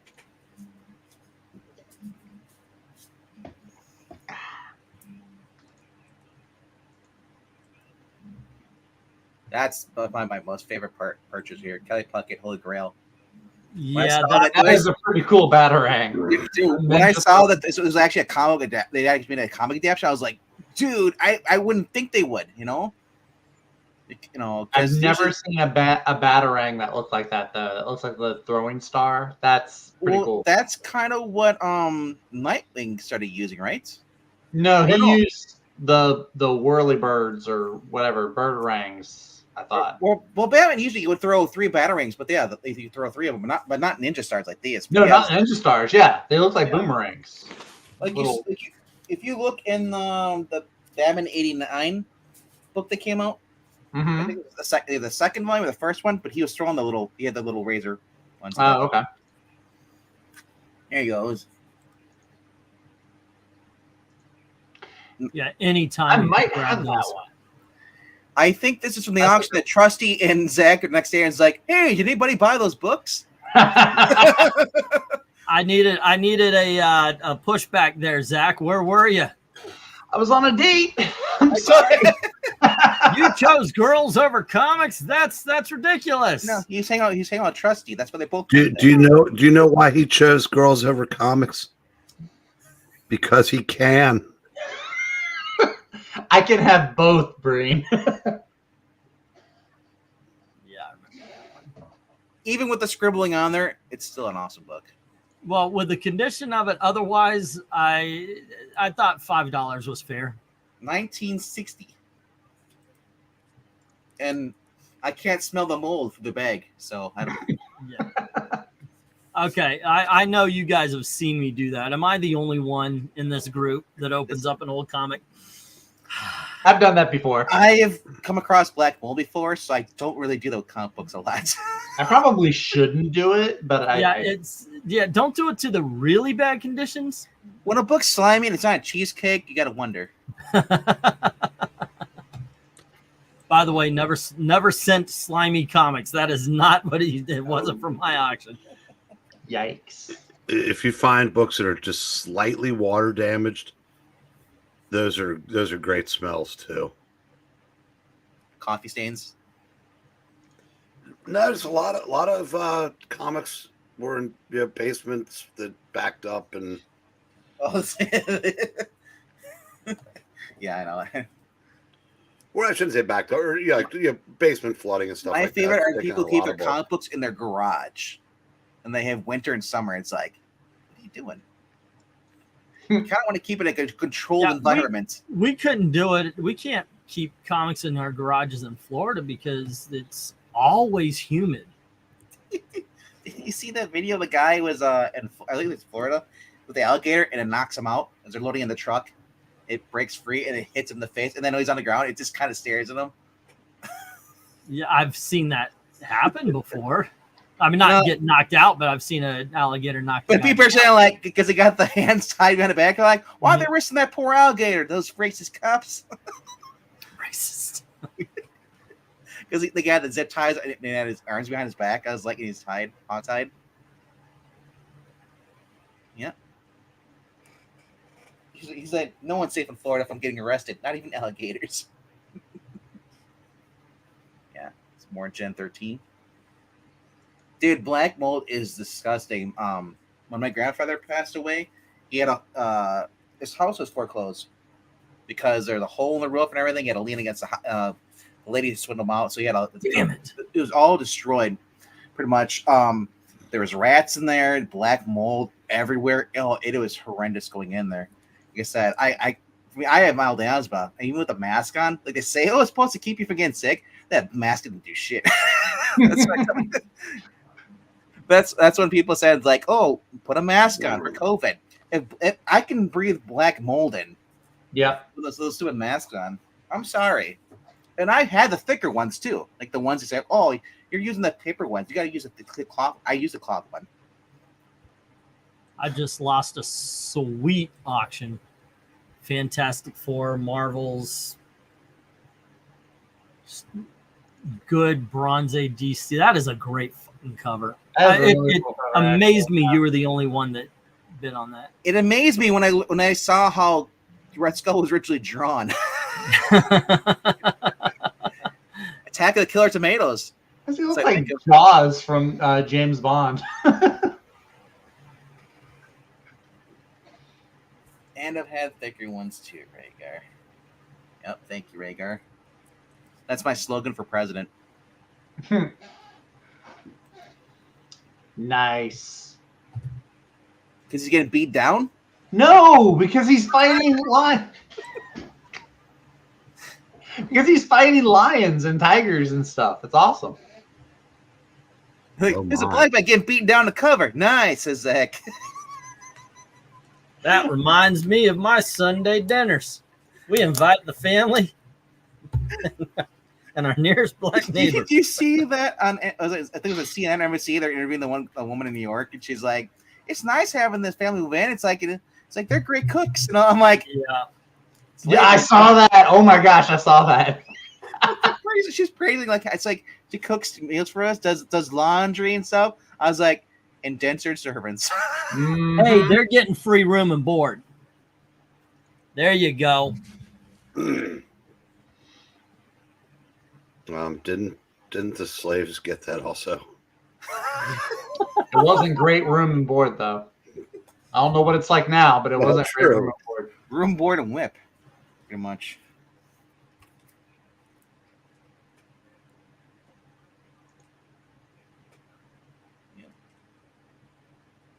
Is that the Statue of Liberty? No, okay, never mind. It looked like the Statue of Liberty on my screen. No, but the Hulk would have had to have been in. Hey man, it's older Marvel. I don't know if they had him turn. Well, it just shows that he was against fascists too. That's why he's smashing over statues. Okay. See? I see now. Hulk was Antifa back then. Green Lives Matter.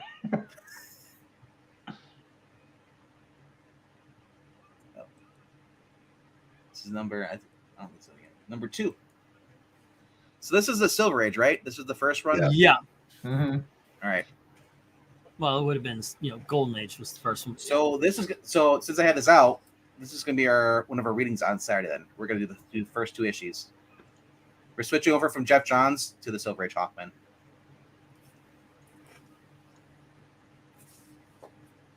Alrighty, and then of course, there's this.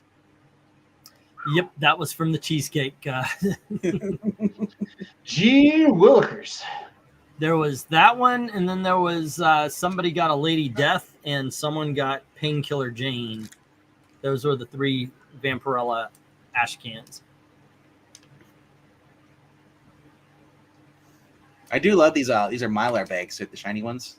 Yeah, you're welcome. Yeah, those alone, I think, are like 50 cents. I charge like $2 for a book. I remember 25% of it is the bag and backing board. I remember we were like back in the day, like you guys spend $20 and you get one of these fancy bags. Right. No, it was the top loaders. I found my I know, but they were sitting under the bed and they are just covered in dust. It's it's not. Yeah, you got a vacuum under the bed. And welcome, ladies, to Arkham Asylum. Very first appearance of Arkham Asylum. Like I say, welcome to hour 2. We're past that. Yeah. 3 Rocketeers. There you go. Yeah, so it's 3 Rocketeers. It's so much better than the 1 Rocketeer. I know, right?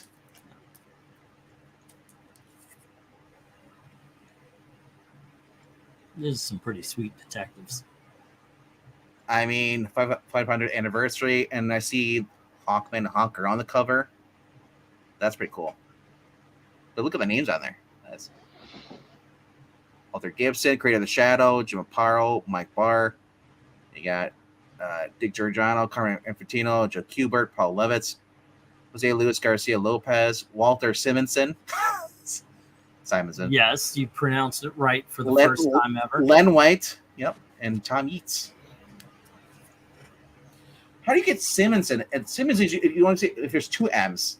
It's just, you know what? I was 13, maybe 14 when I first saw it, and that's how I read it. And is it Garfield and Simon? What? Is it Garfield and Simon? Do you listen to Paul Simon? That's 1 M. So Simonson. Simonson's 1 M. I thought it was 2 M's. Simonson's 2. I don't know. Like I said, I always read Simonson, and by the way, it's 2 M's, right? No, Simonson. It's only 1 M. Only 1 M. Darn it, Rhaegar, you failed me. Rhaegar goes and spells it with 2 M's. I know. I don't know why, but since I was 13, I read it as Simonson, and that's where it stood. You also got to realize that Rhaegar is doesn't even know who he is, so I wouldn't trust his.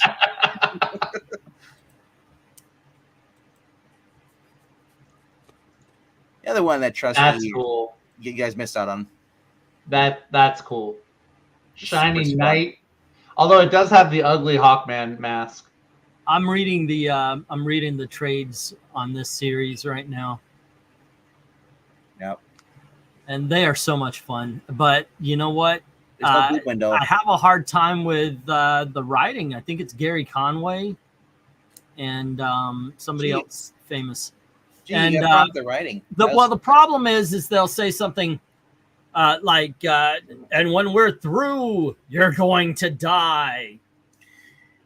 And then, like, that would be perfect, except for they go, and when we're through, you're going to die, ending your life today. And I'm like, yeah, you don't. So the die kind of implicates the last part of that sentence. Why are you? Yeah. We read a Gary Conway Spider-Man. Please see issues on here. And that would be Intimates.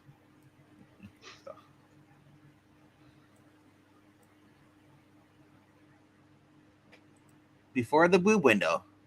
No, it was after the boob window had been closed for repair. Oh, was it? Did they close it? Okay. Yes. Yeah, Jeanette Kahn, whose decision making I was usually on board with. Not that one. Oh. Remember I told the story that Wally Wood kept making it bigger and bigger to see how long he could get away with it? Yeah. Good man, that Wally Wood. He knew what the readers wanted. His name was Wally Wood. He would do it. Did you hear what Wally Wood said later in his career? The Jeanette Kahn's a bitch. He said if he had it to do over again, he'd chop off his hands. He hated what he did. He hated being a comic book artist? He just hated. He was drunk, probably on drugs. That's why he killed himself in 81. Jeez. Michael Turner.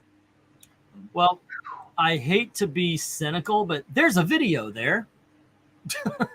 Now that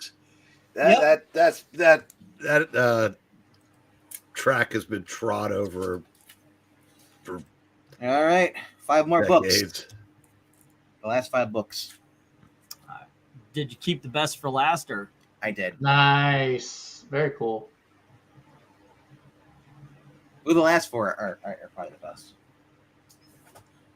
Only because they're just awesome.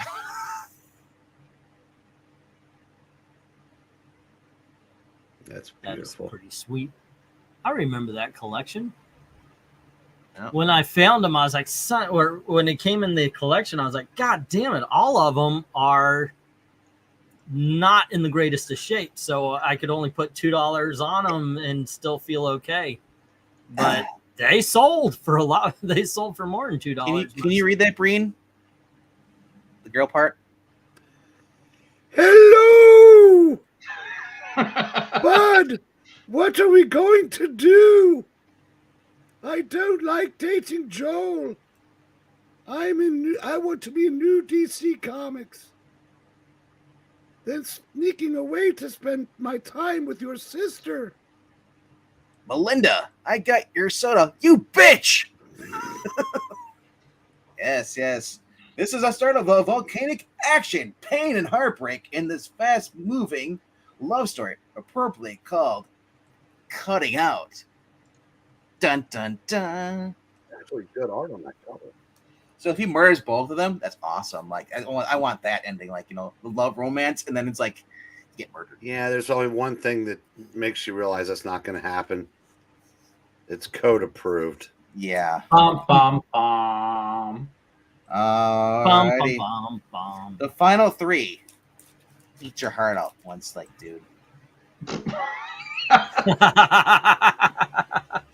Oh my goodness gracious! I don't know what I expected. That's funny. That is funny because I know what's coming up. I don't know if it's in this box or the next one, but that number one, when I think about what I charged you, and then what I saw what the shops were charging.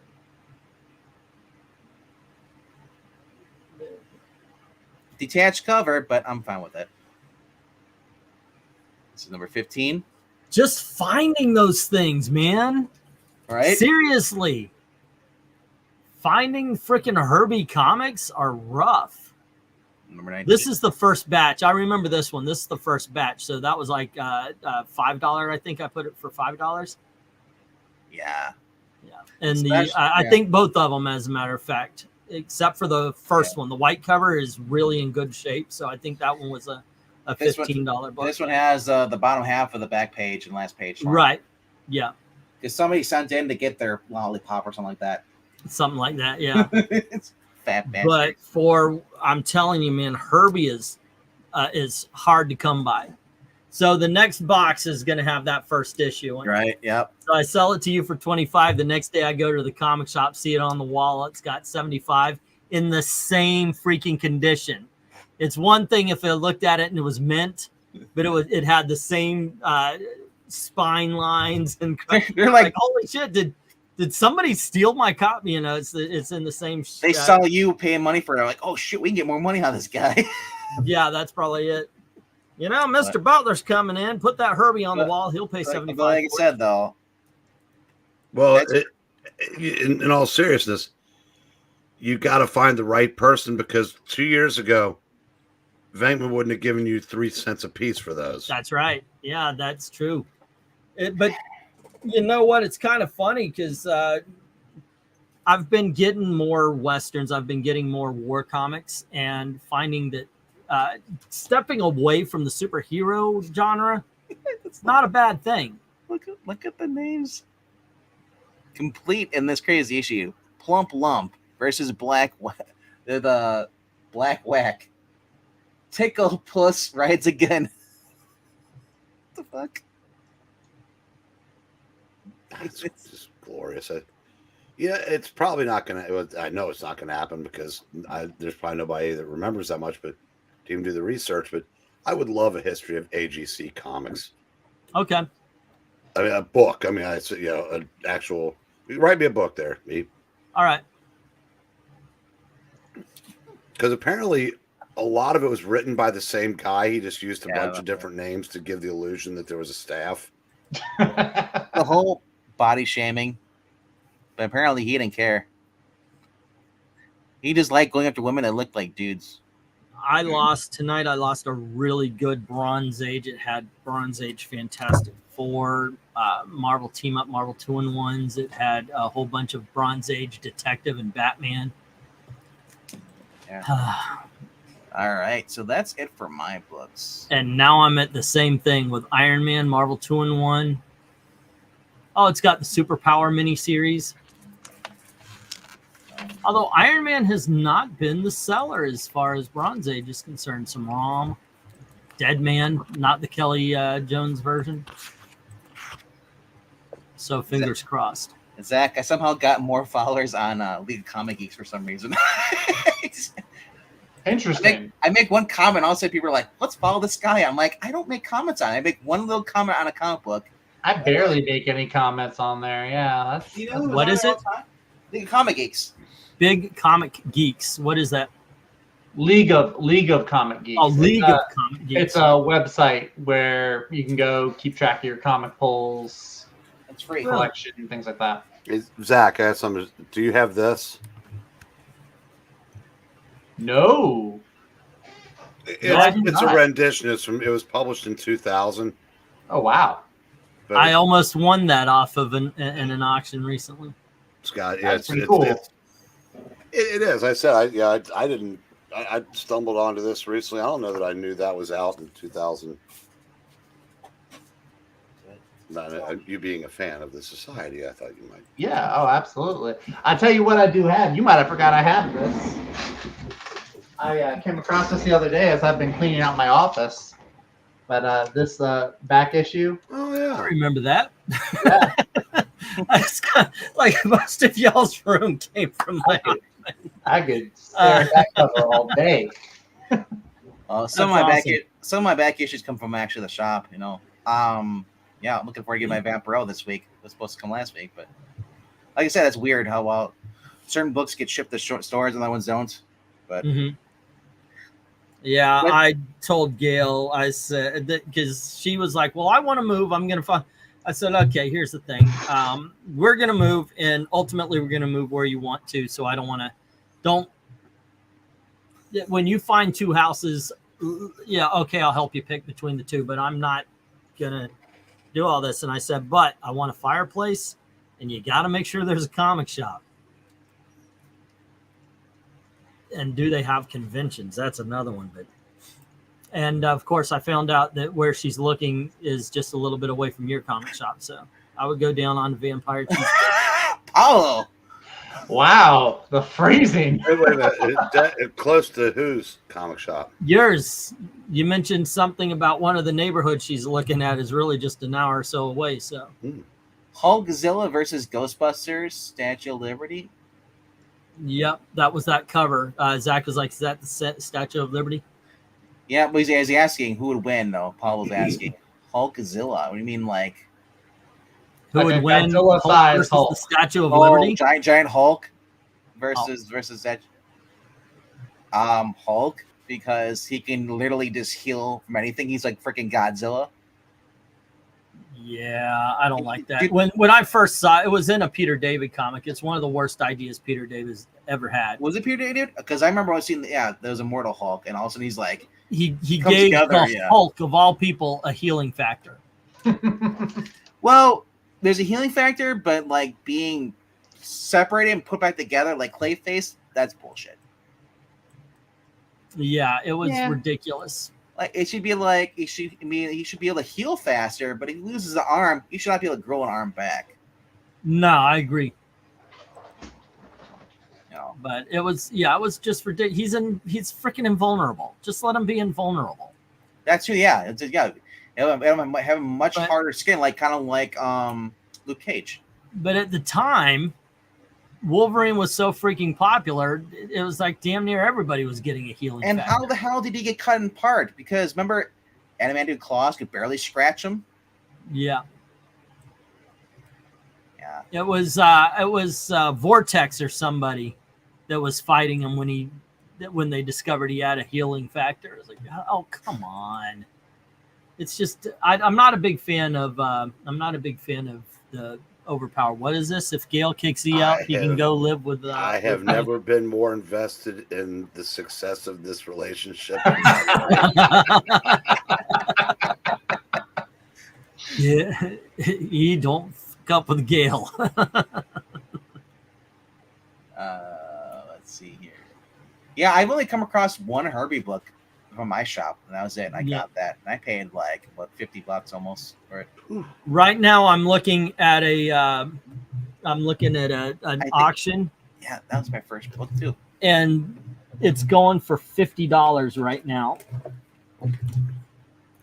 Yet I can't get any of you guys interested. We want pictures. But I just saw this thing's going for fucking $50. Put it on eBay for $50. Yeah, put it for 51. This one is not in $50 condition. Oh. I had them up here for like both for $5, and nobody pays attention to it. So go figure. I've actually got them on. Let me see. Maybe it's actually autographed or something. The worst comic smells like mothballs. I heard that. That's why it's for $50. It was autographed by Eastman and Laird.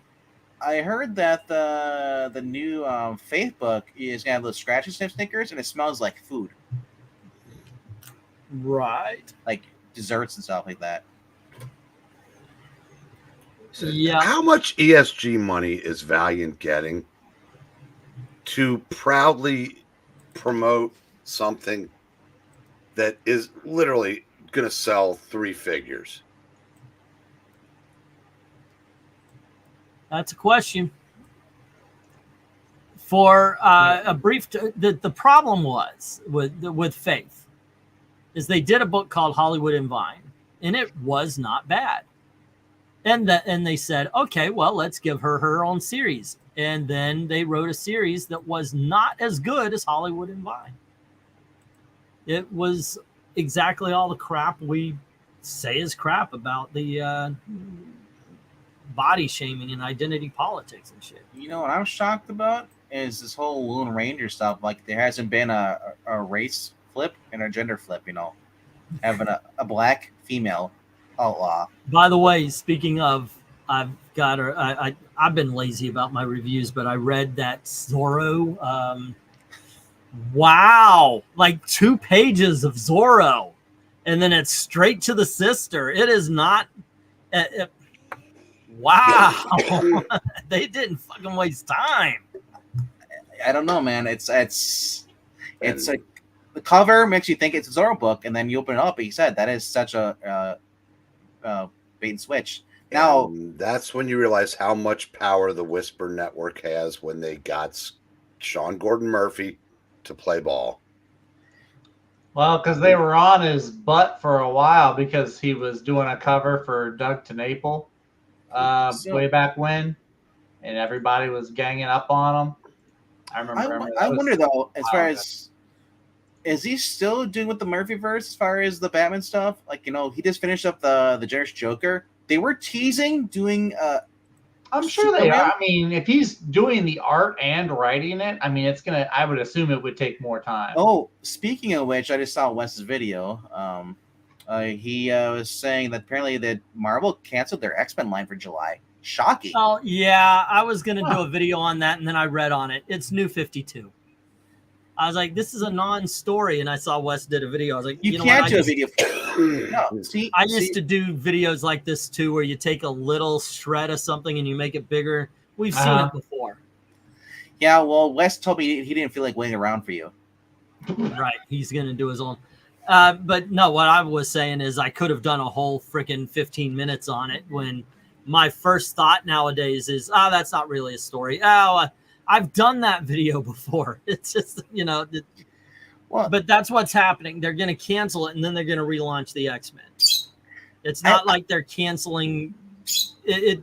The storyline's going to be done, so they're going to want to reboot, and they want to start with a number 1 across the board. That's why like you kind of can become a reactionary channel then by doing. I mean, articles, sure, that's a lot of people love that stuff, the new stuff. Mm-hmm. But I look at it 2 years from now. Well, that's what happens with that's what happens with the news channels. The quartering being very popular knows that his videos have no shelf life. I was going through Extreme Movie Show and going through ones, and I just went through all the trailer reaction stuff, and I was like, no one's gonna watch these again. So I just they didn't have any views as it is. So I just privated them. The top 10s that has shelf life. Anything that's really of the day, that doesn't. Yeah. Yeah, here's the problem. Oh shit. Fuck a donkey. I was talking and I missed out. God damn it. Not Clip a that. dollar was added. I'm sitting here. It's at 91 and I had 135 on it. God damn it. Ah, the fuck. Oh. Someone's watching us on the Twitch and they saw it. That's their first fucking donkey. We apologize for you. Hi, vey. Here's exactly what I some of the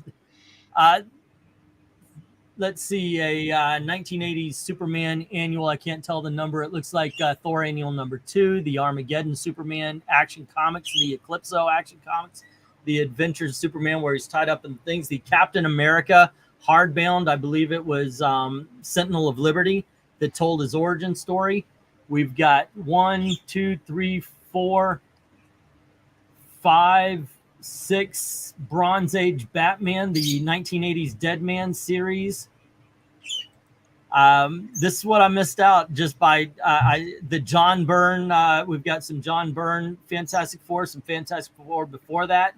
The Dead Man miniseries that collects the 1960s stories from Neil Adams.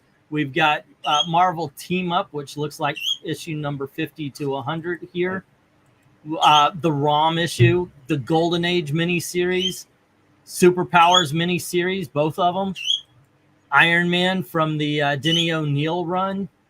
No one cares about Iron Man. Oh, the Here's My Armor Rhodey issues and Marvel Team Up. Fudge. Yeah, I hope the guy who owns those comics thanks you for all the promotion you just gave him. I know, right? Yeah. I just lost. I freaking lost out. I'm just happy because now I can clip that where he says, "Oh, fuck it, donkey," and I'll just use it as reactionary when something happens on the channel. You should. There you go. I'm Yeah, just gonna it works play for that. me. Soundbite it. Yeah, that sucked. I'll Wasn't zoom paying in. attention. I'll crop it and zoom in and just like.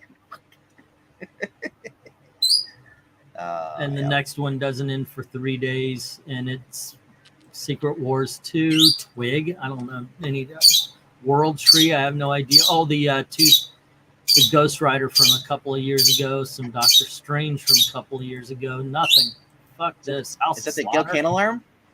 Nobody cares about House of Slaughter.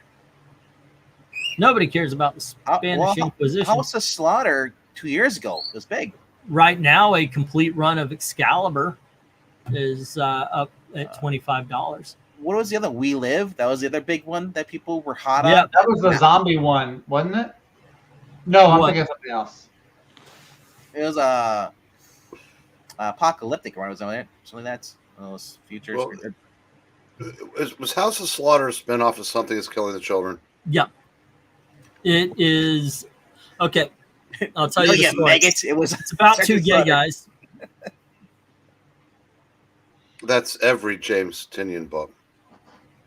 This one is legitimately about two gay guys. It's their story. I read the first issue. I was like, well, yeah, I'm good. You know I what? mean, the main character in every book he does is gay. There are no exceptions. And that's it doesn't make it good or bad. It just is. Why don't we have a House of Slaughter, but not comic form, but based on Sergeant Slaughter? That'd be awesome to watch. The reality shows. We had a Hogan one. Where's the Slaughter one? Didn't they kind of have that with what was it when they all lived in the house together? I forgot what it's called, but I forgot what it was too. But that was a while back. Even the little kid in Something Is Killing the Children, it already knows he's gay. Oh. Well, his name's Tim. He's doomed.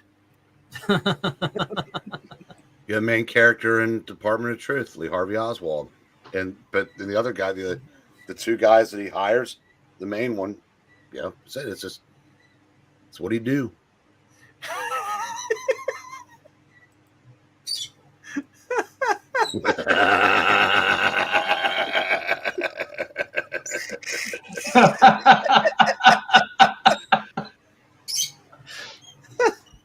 Oh, thank you, Jackson. Pretty good.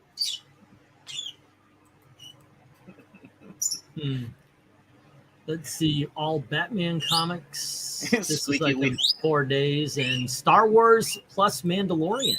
Oh, that would get people in. MK, that's not a squeaky wheel. That's a bird. That's the bird. Yep, that's my birdie boy. It's all modern day Star Wars.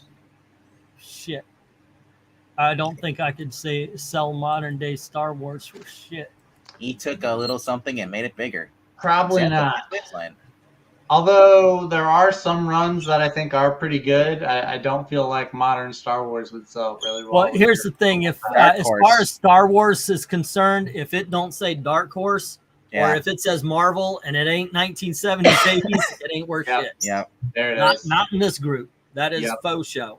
And I'll tell you what, I had 1980 Star Wars, and that did not sell. Do they have trades of the 80s ones, like the Marvel stuff? I think they do, but I know I wonder if those was. I was gonna say, if you ever come across that, I think that would sell more because that's actually like at least stories in a row. Yeah, versus floppies.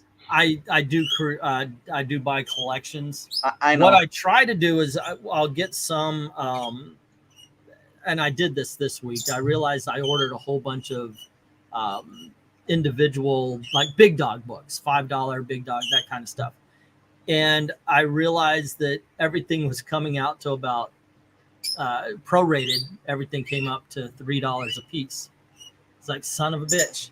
So I bought another collection. I spent another, I think, $70 to buy another collection of about 110, 120 comics. And that prorated everything down to, I usually don't say my prices out, to about $1 a piece.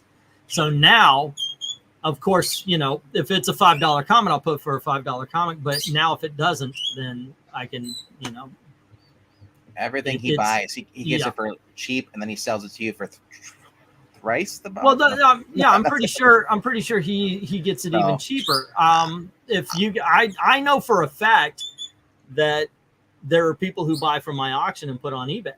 Well, sure. I get my money, you get your money, and that's people who slab it and then sell it. Yeah, Almighty Jack. Oh my gosh! I tell you what, that's that Jimmy Olsen that Vez got from this last auction.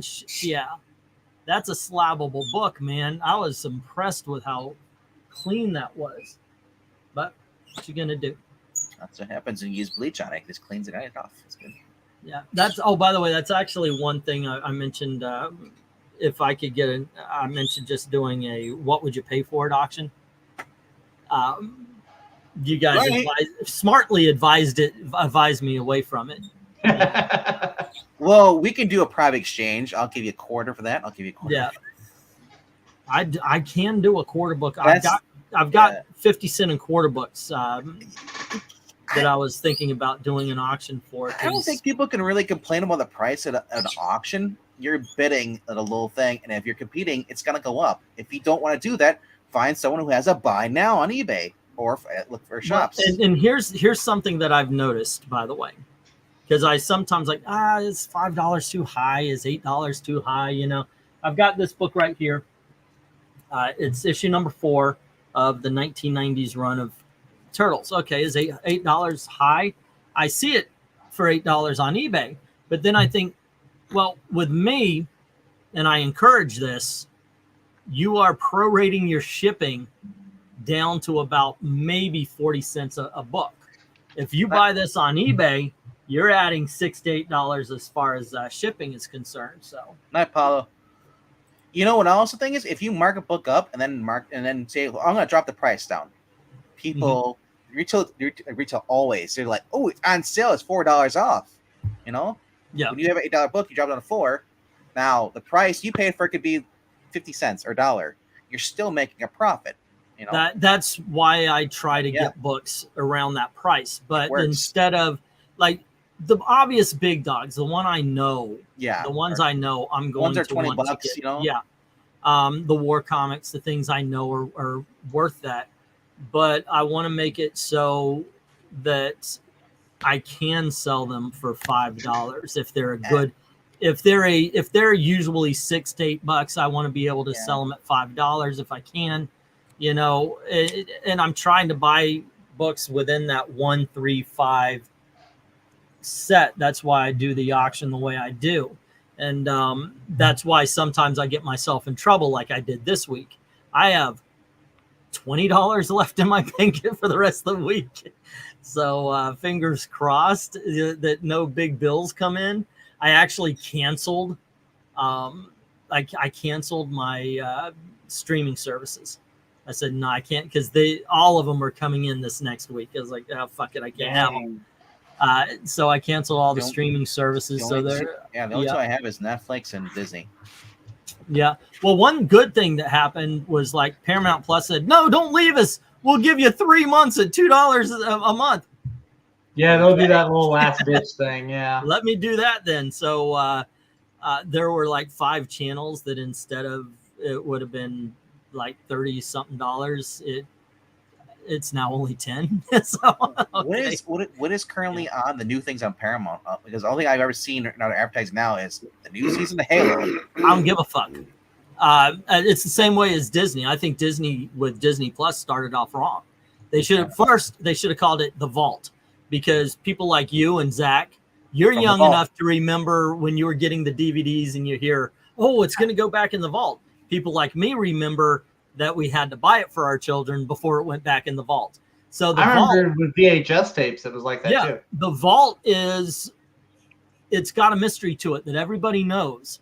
And what it is they should have called their streaming service The Vault, and Disney's Vault. And the first thing out the gate for like the first 2 months, 3 months, don't put any new shit on. Open the vault and act like Disney is exactly what we all thought growing up. This great source of entertainment. You can watch Snow White. You can watch Peter Pan. You can watch The Ugly Dachshund or Freaky Friday or any of these movies you loved as a kid. Not just you, but me, as because I was a kid in the 70s. And they should have done that, and they should have promoted their old stuff, because their old stuff never has to leave. Get people hooked on that, and then all of a sudden, Scarlet Witch is gravy. The Marvel Universe is gravy, on top of that vault cake. But that's just me. That's how I would have done it. Disney needs to have 2 apps, at least one for kids. These are all the kids stuff, and then the one's for older. Yeah, separate it so you have Yeah, now they should definitely have a section where you can go to 20th Century Fox, and they do have it where you can parental code it. One for conservatives, one for idiots who hate everything else. Yeah, but I think the same way with Paramount Plus. I don't care about their new shows. I care about, am I getting the Paramount movies? Am I getting Top Gun and the 1980s movies that I loved? And I'm the same way with HBO and Warner Brothers. Okay, give me the DC stuff. I don't care what new TV show you've got, although with HBO, generally they're pretty good. It'd be great just to have a stream service that's just strictly 80s movies, 80s TVs, shows. I think that's called Tubi. Well, Tubi's got 60s and 70s. And now they made a deal with Warner Brothers, and they've got all the DC stuff. So. And then, Netflix has also got it too. So I mean, it's like it's like I said, if you just left Netflix or like in December, you screwed yourself over, because now they have all the good shit. Yeah. One thing when I did that video about Barbie leaving theaters early just so they could put it on the digital platform. I mentioned they should do DVDs as well.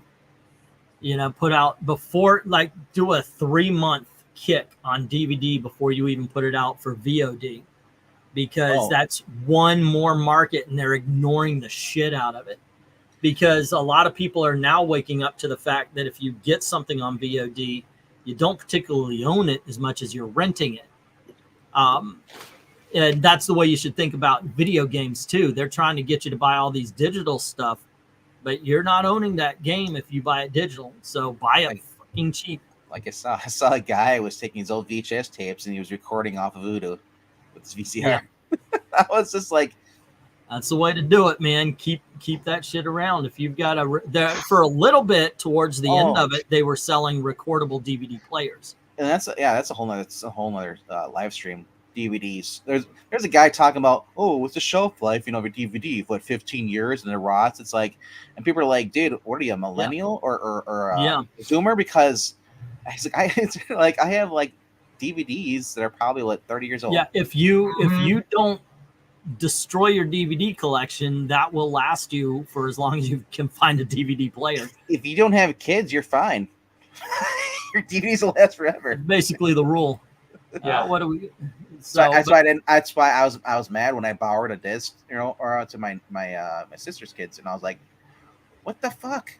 It's like, why are you? It's like I can't. It's like I told my sister. It's like, well, they're kids. They do what they want. It's like, no. It's called you get them in line. You set ground rules, and kids are always going to sneak and do not be naughty. But like I said, I don't know. I was shit. My parents are like, you touch that without a permission, yeah, here comes a spoon. Spoon. And it wasn't a wooden spoon; it was a metal freaking spoon. Because the wood one broke. Do you think there's enough of an Excalibur audience in this? Because literally, I'm looking at the entire run. Yeah. Huh? I didn't care for the movie. You didn't like Excalibur? Yeah, I didn't. Wow. I wouldn't do it. I wouldn't. I don't see too much of the second half of the series was cookie cutter X-Men. Mm-hmm. The first half is good, but I mean, you got to take all of it. I wouldn't do it. It's like what Raiders right now. It's sitting at $25. If I can get it for $35, I may just.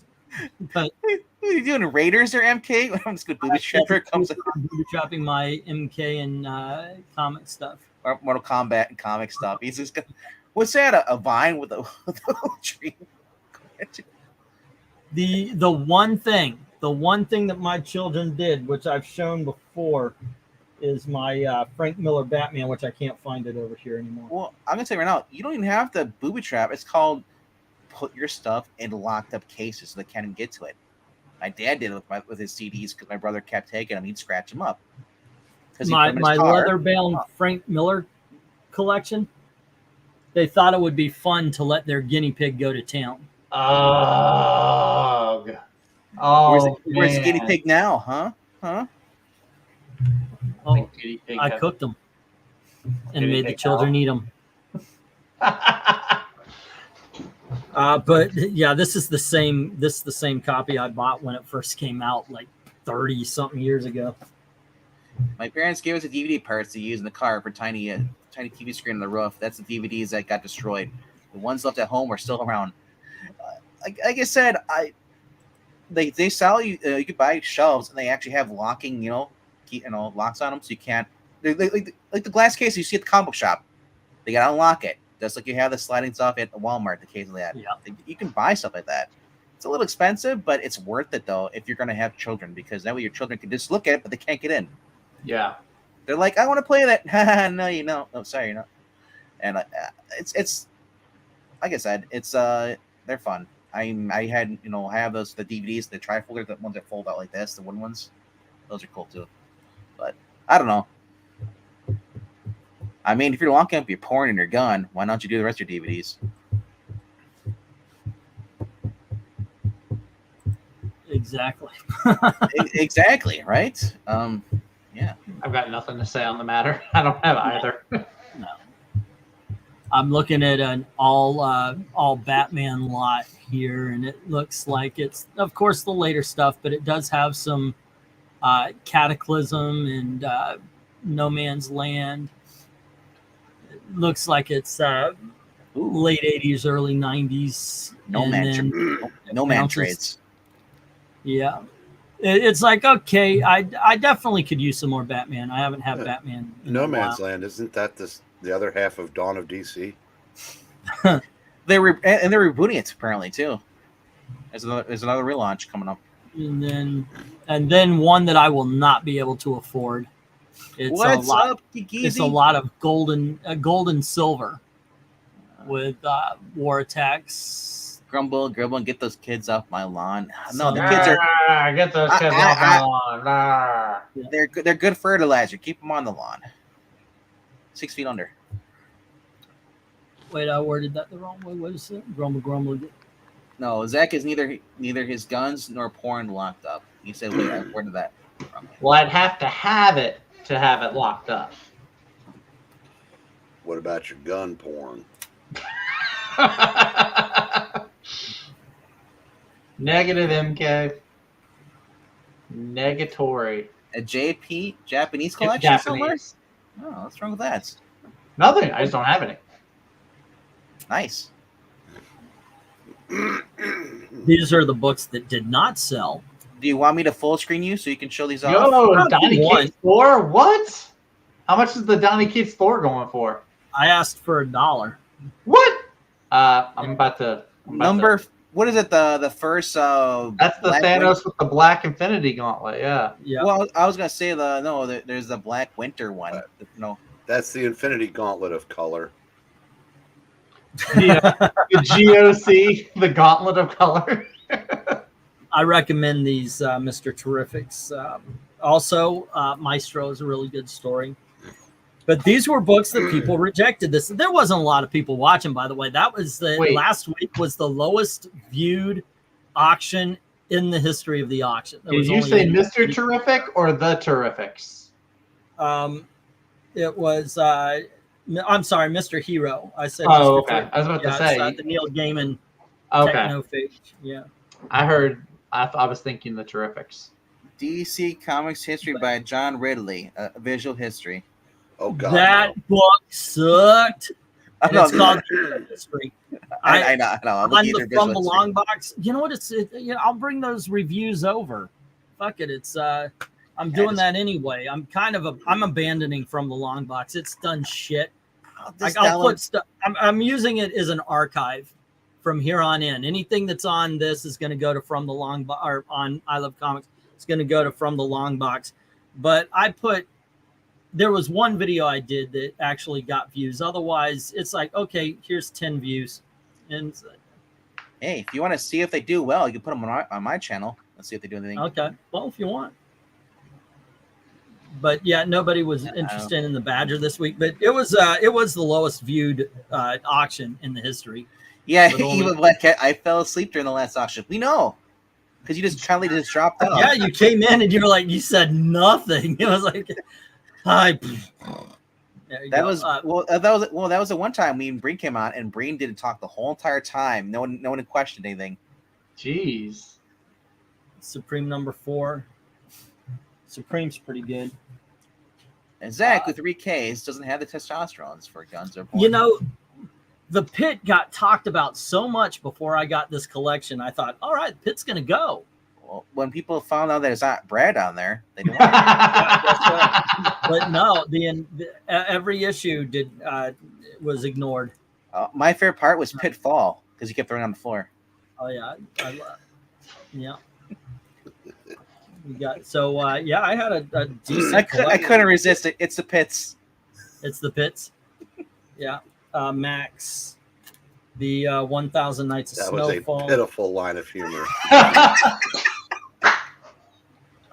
Independent comic from Top Cow called I Tracker. pity anyone who doesn't buy those Pits. Rack and Pain. That was Weren't a you good saying comeback. there was a Frank Miller?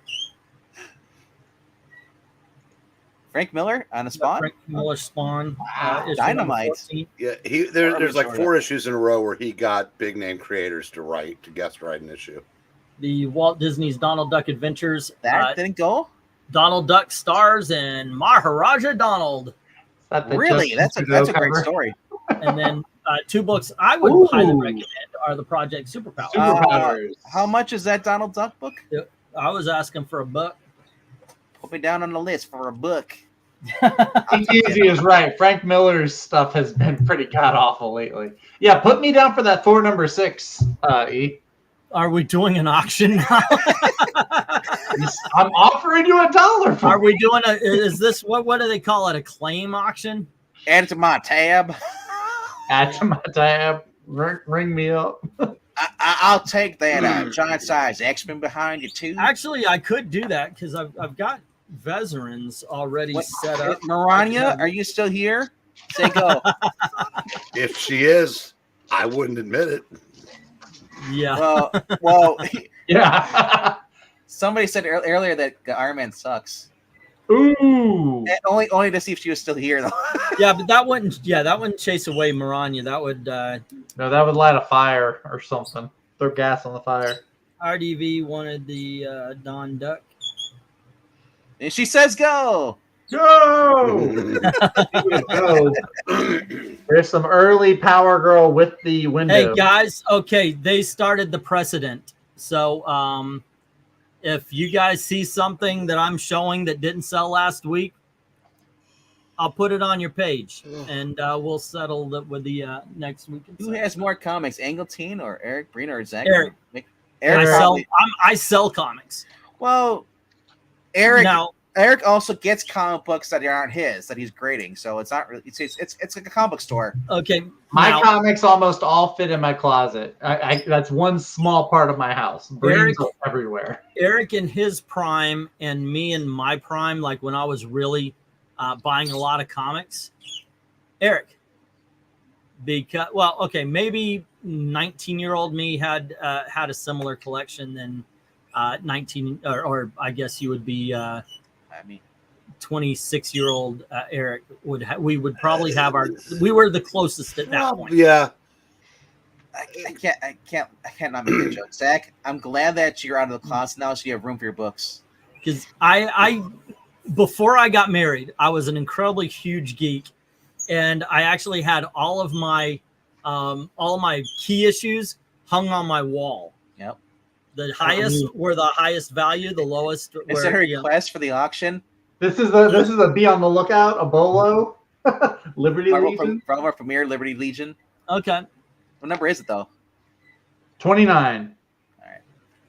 But I had to get rid of a lot of my collection when I turned 23 and moved in with Gail. Told ya, it's always Gail. Yeah, so a lot of my collection. You're looking lovely tonight, Gail. I did at one point when I was selling comics at the flea market, though I got it back up to about 20 boxes. But Eric has it hands down. I probably have about almost 20 boxes. That's about it. I've got because I sold 3 long boxes to you in the auction when you first started doing those. Yeah, I got rid of all that stuff. It was all 2000 stuff, so it was all Civil War and some other stuff. So I've got 17 short. I probably need to get another one. So 18 short boxes, and then I have one long box, which is a pain. I don't know why I still have it. Right now, I've got 8 short. Oh, hold on. 1, 2, 3, 4, 5, 6, 7. Yeah, 8 short boxes of comics, and then my trades. My trades are what I actually keep. Yeah. Dang, you married at my current age. Here's hoping I get your luck. Yeah, I wish that upon everybody, in all honesty. Even though we did have our trouble, I consider myself incredibly lucky that me and Gail got back together. Yeah, I really do. The weird thing is, and we've had a lot of conversations because you guys know I lived in Thailand, and had somebody there. I've never heard this story before. I know, right? But also, the thing is a lot of times when I was with Riam, I kept thinking, "Wow, Gil would really enjoy this." So, did I go after Geek Easy's mom and not realize it? He's like got both guns blazing on me tonight. I think I'm the only one that's not getting made fun of. Is Geek Easy your illegitimate child? I don't know. I don't have an. If he is, then my ex has some split. That's some time travel shit right there. Okay, so RDV wanted the Donald Duck, and you wanted the Project Superpowers. No, I wanted the Thor #6. Okay, and just trying Project to Superpowers. Trying to sneak books onto my tab. Hey, if you're only paid for one book, sure. All right, 2 for $1. Yeah, might as well. I'll make you holla. Go through. I think these were in the $2, but it surprises me that. I know, Geekies. I'm just giving you a hard time. There you go. And Keep it up, Geek Easy. You won't be allowed to be on Thursday. Oh, is he joining us Thursday for new comics? He's always on there. Did you forget? Oh, that's right. Ooh, wow. Dang, I just had like a mini. See, Zach's trying to get out of the readings, and now he's trying to get out of them. I just had like a little mini amnesia spell there. He was in the part of Thailand where Jean-Claude Van Damme walked 3 hours. I vacationed in Phuket because I didn't want to be I didn't want to be near white people. If I wanted to be near white people, I'd stay in America. So I wanted to actually see the culture, and I stayed near the farms in Isan and in Si Chiang Mai, Nang Khai. You want to be a little emperor. That's what sometimes when I say that, people hear Chiang Mai. Chiang Mai's over here. Si Chiang Mai is by Laos. Yeah, very small town, very rural. It was a farming community. I was the only Falang there. I was the only. I just see. I'll go to the part where I'm the only tall white guy, and I'll rule them. That actually happened. We went to Singapore. That was me. I was used, by the way. They did You played top shelf. Riam's friend was like an Amway seller, and she went into this small village and started trying to sell a water purifier. And now I am a good tourist when it comes to speaking Thai. I'm not very conversational. And so I'm sitting there, I'm just looking around while they're doing their pitch. And I hear Alan, because they can't say ours. And I go, and you would try? Okay, sure. And what I found out is she was saying, see, even Americans like the water after this comes through. I'm like, wait, if it didn't work, I would have incredible diarrhea right now because you're not supposed to drink the water except for out of bottles. Yeah, so I learned that they were using me as a sell point when they would go and do their pitches. Sideshow attraction. Look, we got giant American freak. He drinks crappy water. I am not a big guy in America, but over there I was a big guy, and we went into the mountains. We were on our way to a place called Chiang Khan, and we stopped at a night market, and I was like the freaking Pied Piper. There were these kids they had never seen an American before. Oh, they were following me around, and they were going Falang, Falang, Falang, which means foreigner. It's kind of a slur, but it's not really. They have spirit too, but they're like Falang, Falang, and they were coming over. So I ended up playing around with all these kids, letting them, picking them up and all that kind of stuff. He thought they're playing, but they're actually attacking him. Yeah, they're afraid. DC, chuck that kid over there. All I know is you always keep your wallet in your front pocket, and you never put your cards and money in your wallet. That's it. So if they steal something, they're not really stealing what you put in your shoe. Yeah. Phuket was beautiful with the beaches and water. I love the water. Man, the fact, like, if you are on one of the mountains near the beach, you can look down. It is so clear and blue. You can see the bottom. It is such a beautiful ocean. One of the best things on the beach that I ever experienced was there was a guy, and he had a fire set up with some pans, and he was selling fish. And I said, oh, wow, a beachside fish dinner. Sure. How much? And it was like 30 baht or something, which ended up being like $1. And the kid runs out into the ocean, and he comes back with some fish. Asked me which one, and he cooked it up right then. Ronnie's like, that's great enough, but what are the numbers on those Iron Man Englentine? This is the second time she's asked. Sorry. We had issue number 81. Issue number 2, what is it? 282? 292. Yeah. We had issue 148. And we have issue 129. And 88. And issue number 157. Nice. And issue number 16 of Supergirl. Yeah. Is that the Orlando book? Yeah, it's Steve Orlando. That's why I kept thinking, like, well, it's got an older symbol. It might not be the new stuff. First appearance of the time variant thing from Loki. We had it for $5, as well as Brotherhood of the Bat, Batman Punisher, Star Wars Tales, A Jedi's Weapon. Bum, bum, bum. Robert Kirkman's independent book from Top Cow called Pilot Season. Huh. Perez, #1. Brother Power the Geek, #2, which is fucking awesome. And then the Walter Simonson's Iron Man 2020. And then Green Hornet. I was selling issues 1, 2, and 3 for $3 as a set. First appearance of Gen 13 and Dick Tracy Monthly. Covers detached. Yeah. That's right, kids. Back in the day, you can get Dick per month. Yeah. We rented a place across the street. This is your thing, man. You've got me up here. I don't know. I'm just listening in the background. I keep hearing like the bird. It's like tweeting. Yeah, I love this. I love what he's doing here because this is more musical. Right. So, like I said, because you're shut off books, so I figure that's what it is. Yeah, I appreciate it. I've got a lot more, but I don't want to hold your stuff up, man. We rented a place across the street from the beach. Yeah, one of the girlfriends I had in Thailand owned a motel.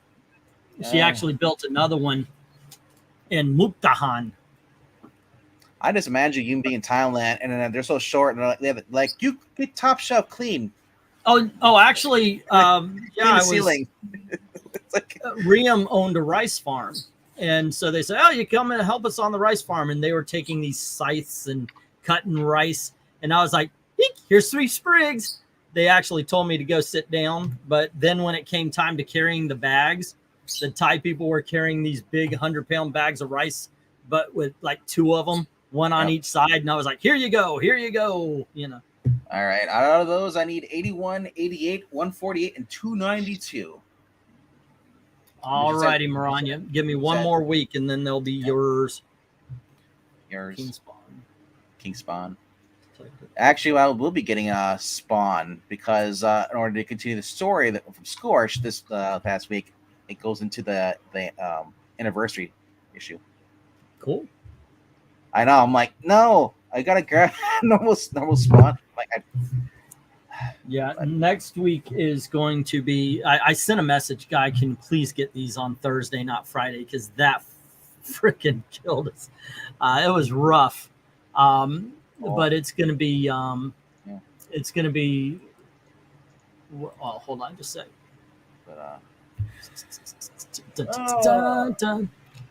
Oh, I won something. Justice League number 69 and 113, as well as Giant Size Supervillain Team Up number 1.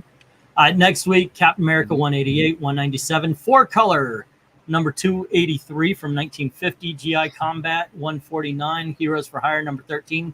Sorry, actually, that's the same one you showed, the one where he's being torn up by lions. So, yeah. Zach, there you go. Iron Man 103 and 114, Marvel's Greatest Comics 23, Our Army at War. Oh, by the way, Marvel's Greatest Comics 23, I specifically bid on it because it's one of those thicker ones, and on the cover is the Mole Man. Our Army at War 160, 178, 234, 236, 237, 254, 275, 283, Radioactive Man number 412 with card intact. Simpsons number 5, Star Spangled War Stories 138, Amazing Spider-Man 159, 184 of the Avengers, 189 of the Hulk, World's Finest 181, and 204.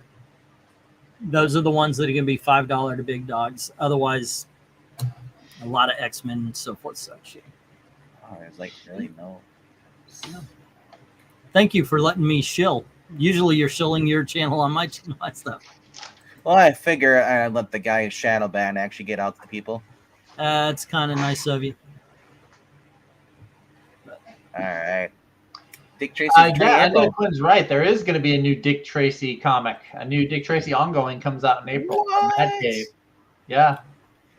I forgot who was writing it, but it's not one of the bad writers that we try to avoid. It was, let me see. Michael Moreci, and Alex Segura. Oh, yeah. Oh, this week, Ultimate Spider-Man issue 2. Yes. Also, the final issue of Firepower. We also got what's else coming out is James Bond, the second issue. James Bond, Cobra Commander. Firepower's last issue. Yep.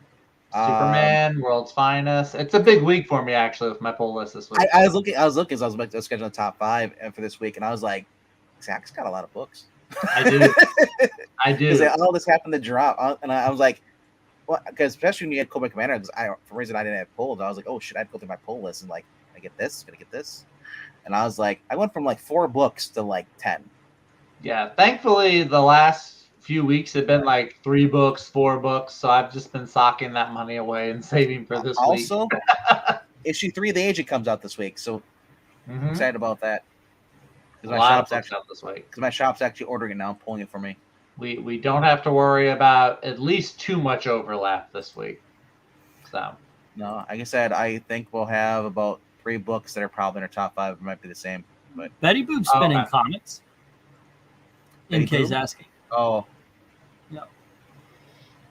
And the Mole Man from Fantastic Four, by the way. I imagine all those animations, Felix Cat and all those, they're all in comic books. Yeah. Disney or 4-Color Comics had a lot of that stuff. Now, Betty Boop, I'm not sure what she was published under. Walt Disney, maybe? I don't think so. Or the 4-Color Comics? I want to know. Hey, Eric, do you know of any silver and gold Betty Boop comics? Like, or was she maybe in like King Comics or something? It's like being on the East Channel and Breen's not there. I see First Comics it's from 1990. Yeah, I was about to say I know that she was in more modern stuff, but I was trying to think of the older. That's as old as it goes back as First Comics. Did you guys do a Bad Comic Beatdown of Night Thrasher yet? Night Thrasher? Oh no! You want to? Yeah, let's do that today. Okay. What comic are you doing a beatdown for? Night Thrasher. Yeah, we did. Was it bad? Was it bad? On my channel, I do it a little different. It's not done as a reading. I just read through it. We throw out jokes and comments on whatever it is and such. It goes a little quicker, but we still get to rank on it. I'm sure was it really bad though? Was it? I haven't read it though, but I mean, okay. But it says Return of Marvel. Fabian Nicieza, I think, or Nicieza. It doesn't matter. We could still joke around about it. And sometimes, I mean, we did Skeeters, and that's just a lot of fun. Nobody watched, well, not nobody, but only 50 people watched the video. It is actually a bomb. It flopped harder than Madam Web, but it's still, it's still entertaining. Oh, the other thing is that for those of the Marvel, it's X-Men 97 are now actually getting action figure variant covers now. For those who want, so they're doing that again. Honestly, I was looking at Aaron Sparrow was posting. Apparently, they're doing action figures of 97. So I mean, LK shows them off. He's got a good sized collection of them already. Yeah. The only thing I want on there is probably Scott, Wolverine, and Rogue.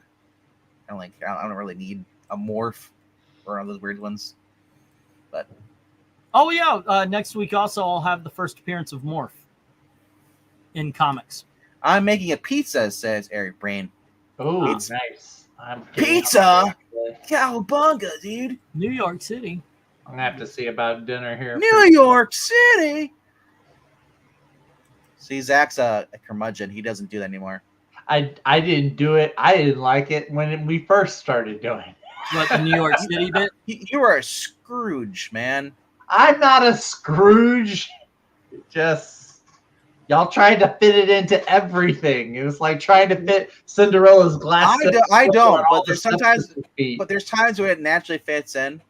Yeah, there's times where it's natural. Yes, but when you're all trying to fit it in like every 4th or 5th page, that's not natural. That's what she said. That's what she said. That's good. Zach, I was told. Yes. Oh. There we go. Feels like home. It's like I never left. Okay, so by the way, Geekway, LK was on the auction, and he said he looked up anything where showrunners actually said Morph was going to be bisexual or whatever they're saying it is, non-binary. Can't find anything but that one tweet. So at this point, I'm saying take that one tweet with a big ass grain of salt. It's like one of those situations where, like, remember when what's his name from Community was announced to be playing Lando in the Han Solo movie? Yeah. And they're like, oh, Lando's going to be pansexual. And there's like almost no reference to him being pansexual. It's just them blowing it up because it's like a big buzzword. And then the next thing comes out, it says Disney backtracks because of backlash about Lando being pansexual. I mean, maybe. I don't even think it's so much of a backtrack. I think it's like, well, hey, no, I'm just saying there's always clickbait articles, and then there's a follow-up clickbait article because they have to cover their ass because they lied. Maybe. I think it's just somebody saying, hey, we have a shit. Because, like, what did they do recently with Mystique? They made it to where Mystique got pregnant, or Mystique got Destiny pregnant with Nightcrawler. Yeah, we bad comic beat down the shit out of that. That is worthy of a bad comic beat down. So. But it's like his shapeshifters are non-binary now. It's the dumbest freaking thing. Especially Especially when you talk about mutants, because they spend their freaking teenage years without the superpowers. So they spend their teenage years, at the very least, a boy or a girl. It is so dumb. And then on top of that, like when I was reading X-Men, which was not very long, but I knew Mystique had been with Sabretooth. I know Mystique had been with Iceman. You know, there was all these other male lovers that she had. I'm sorry. I know she was with Destiny probably before all of that, but you're not going to convince me. The only character if they want to focus on having a gay character is either one they create or use North Star. You could have North Star. You could have Karma from New Mutants. Was Wiccan originally gay, or did they make him gay? Who? Wiccan. Karma? Wiccan. Karma's a girl. No, Wiccan. I do believe he was. Wiccan was gay originally, but he's not X-Men. I don't know, because sometimes for all these characters, it could be something they did in the 2000s. You know, we had Hulk. No, Wiccan. I remember reading Young Avengers. Wiccan and Hulkling were originally. I think they were designed to be gay. And can we not call him Hulkling? We already have a Hulk. It confuses the crap out of me. Is he the Hulk's son? No. He's not even related to the Hulk. He's like a Skrull Kree combo. Eric Green says Karma was straight. Okay, don't use Karma then. Use Anoli. There was like this lizard kid who could cut off his arms and they grow back bigger. He was gay. Reptile. No, not Reptile. No. This is a different character. I know Reptile. Hang on. I don't know. Like I said, it's Morph sucked in the X-Men Originalist cartoon series. He was annoying, and I'm glad he killed him off because he was Deadpool. Didn't he die right away? Yeah. Well, that's what we thought. Brought him back and said he didn't die, and then he had a altered personality placed in there by Sinister to use to control him. Come on, and man. And then he this kid, this green reptile kid. Hey, Imperial Goddess. This is like when he was young, but later it I remember that kid. Yeah. This is my favorite run of X-Men. New X-Men, not the Grant Morrison run, but this is Chris Kyle and Kyle Yost. It's really fun. A little change of subject a little bit, going back to what we were talking about today. He was talking about as far as VTubers. Imperial Goddess is a VTuber. I didn't understand. What is a VTuber? It's basically a 3D model that basically someone creates for, and they pay someone to do it, and then they use OBS, and their camera captures their movement. So when they move their head, some models will move their heads, or their mouths move when they talk. That's kind of what it is. It's like a 3D thing, kind of. Okay, 2D. So I would have to get OBS. And then she could probably, if she has her sound on, she could probably explain it more. But I mean, she told me once, and I was like, boomer moment right there. I was like, I can't do this. It's just right lack of effort. I'm just like, I'll give you $50. Do it for me. It's like I don't want to bother with all that. But I mean, it is good for people who do not want to go on camera. I do not have a hard time being on camera, but that's the thing. It's a great alternative for people who just don't want to be on camera. But then, I do know that I am not the most attractive of people, so maybe a cartoon would soften that blow. I don't want to see a female avatar with you. I am Englentine. Well, somebody mentioned I do a freaking cartoon bird and make it look like Twiddles, and yeah, I don't know if I want. That might be creepy. Yeah, I don't want to exploit my dead bird that way. Thank you, but. I remember when Morph came back, they did a super stereotypical pale skin and red eyes to make him look evil and different. They should. All I had to do is make him a ginger, and he's evil. All right. Question: do you guys think it's more comic savvy, casually comics girl, or nerd at the newsstand? Casually comics. Casual comics is as much more knowledge. Better.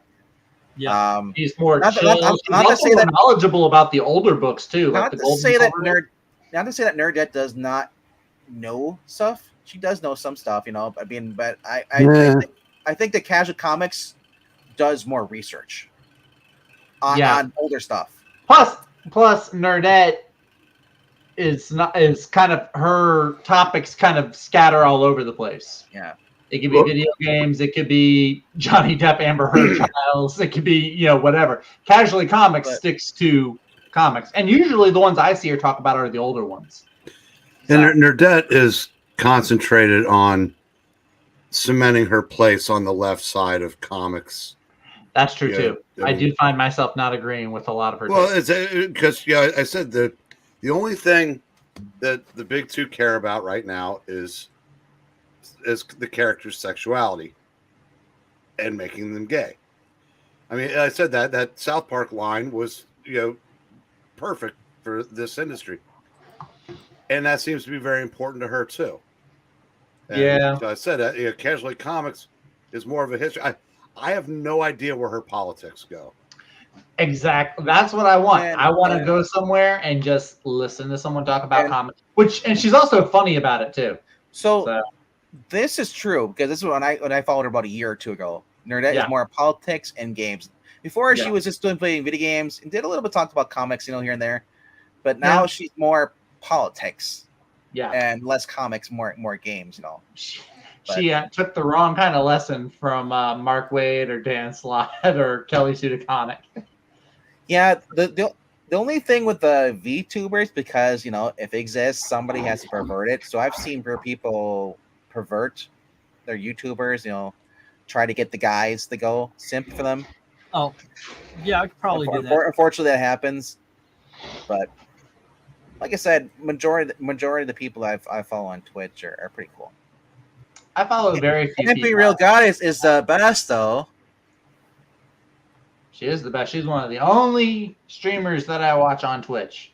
My name is Commander Shepard, and this is my favorite streamer in the whole Citadel. Weirdly, you just hop on there after I just start watching. It's like you just follow me wherever I go. I do not follow you. I barely see you on there. I've seen you like twice. I know you barely see me. You see me twice a week. This is the third time. What the hell? This is shocking to me. It's like a Monday and I'm here. It's like, what on earth?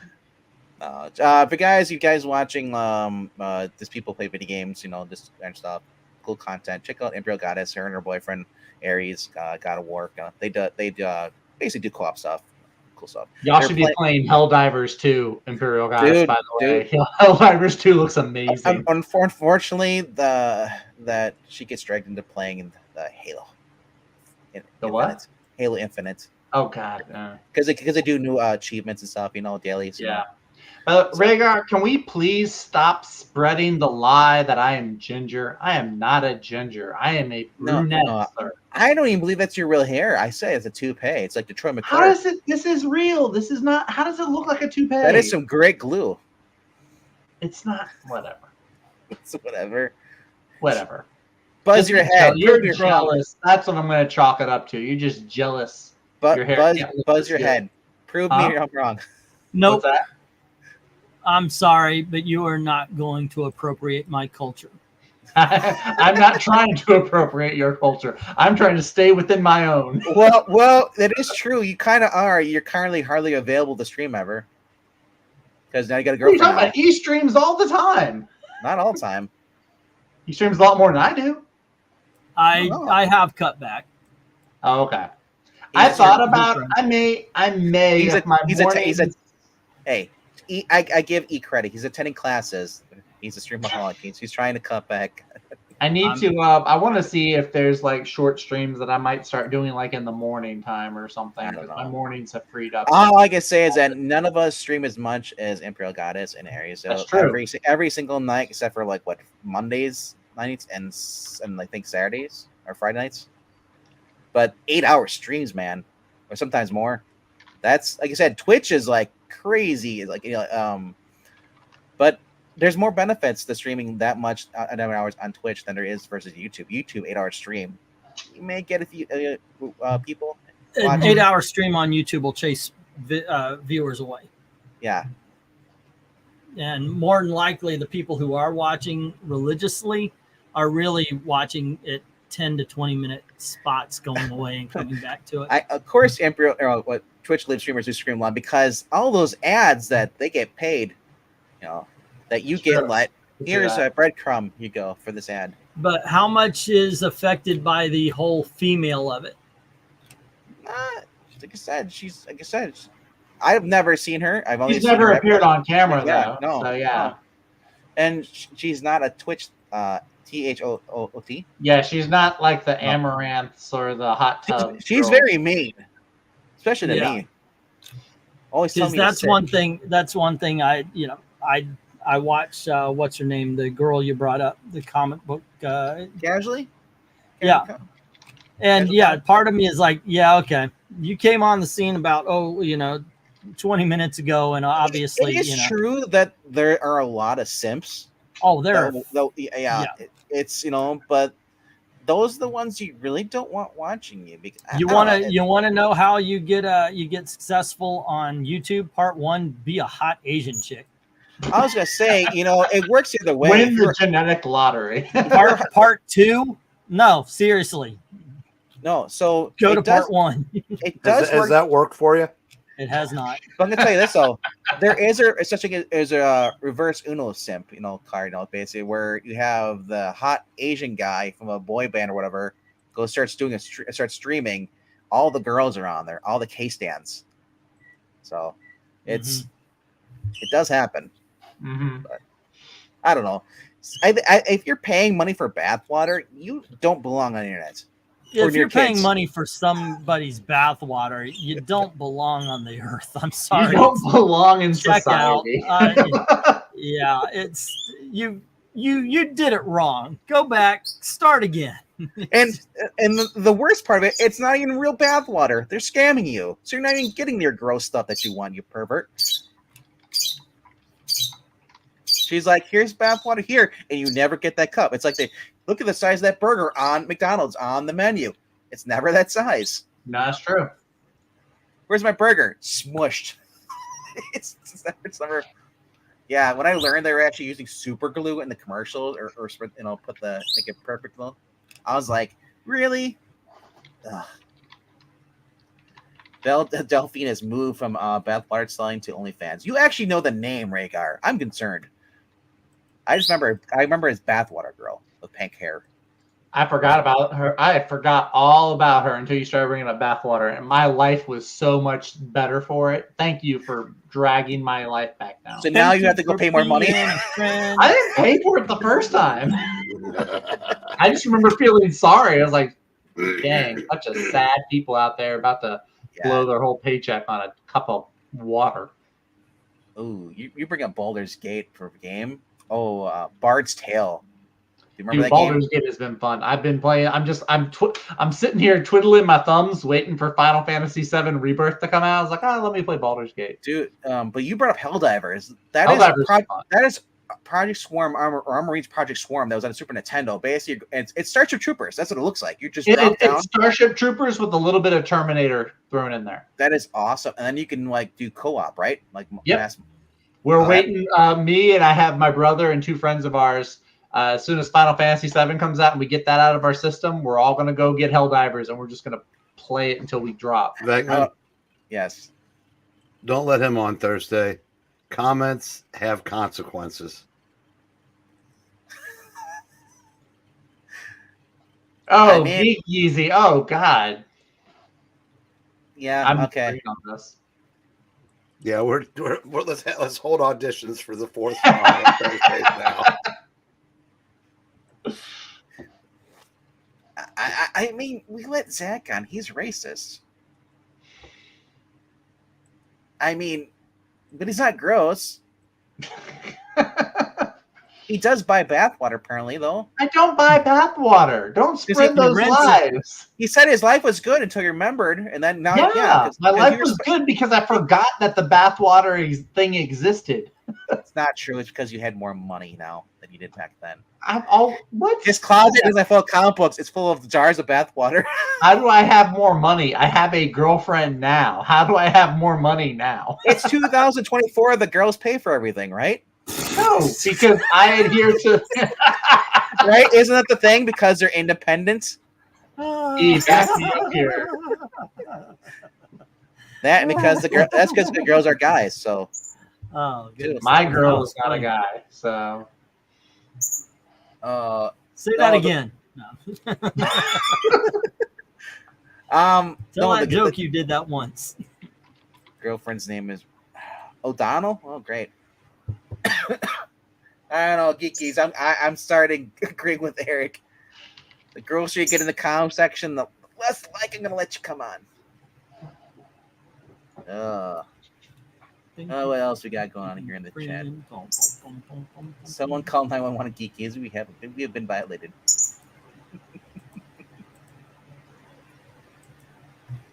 Final Fantasy Rebirth. Yeah, it's the new Final Fantasy VII that comes out. And can we stop with the Final Fantasies? No, this is the remake. It's not new. It's a remake of 7. Why don't we just do? We should be on Final Fantasy 30 if they didn't do remakes. Dude, the remake is fun though. Like it's a blast. It's a awesome game. Can you imagine 10 years from now we're on the 3rd remake of this game? It is a trilogy. So they had remake, then this is Rebirth, and then I don't know what they're calling the 3rd one yet. But it's a they took the base game and they remade it, and because of all the graphics and everything in it, it's 3 separate games. I can't believe we're only on like Grand Theft Auto what, like 6 now? Is it 6? Is that the new one? Yeah, I think that's what it is. Because 5 was the PS4 one, the big exclusive. Yeah. So, like, I can't believe we're only on 6, and that game's been out since, what, the first one came out in the 80s? The 80s? No, it didn't come out in the 80s, because it was called, it was originally, it was a Grand Theft Auto.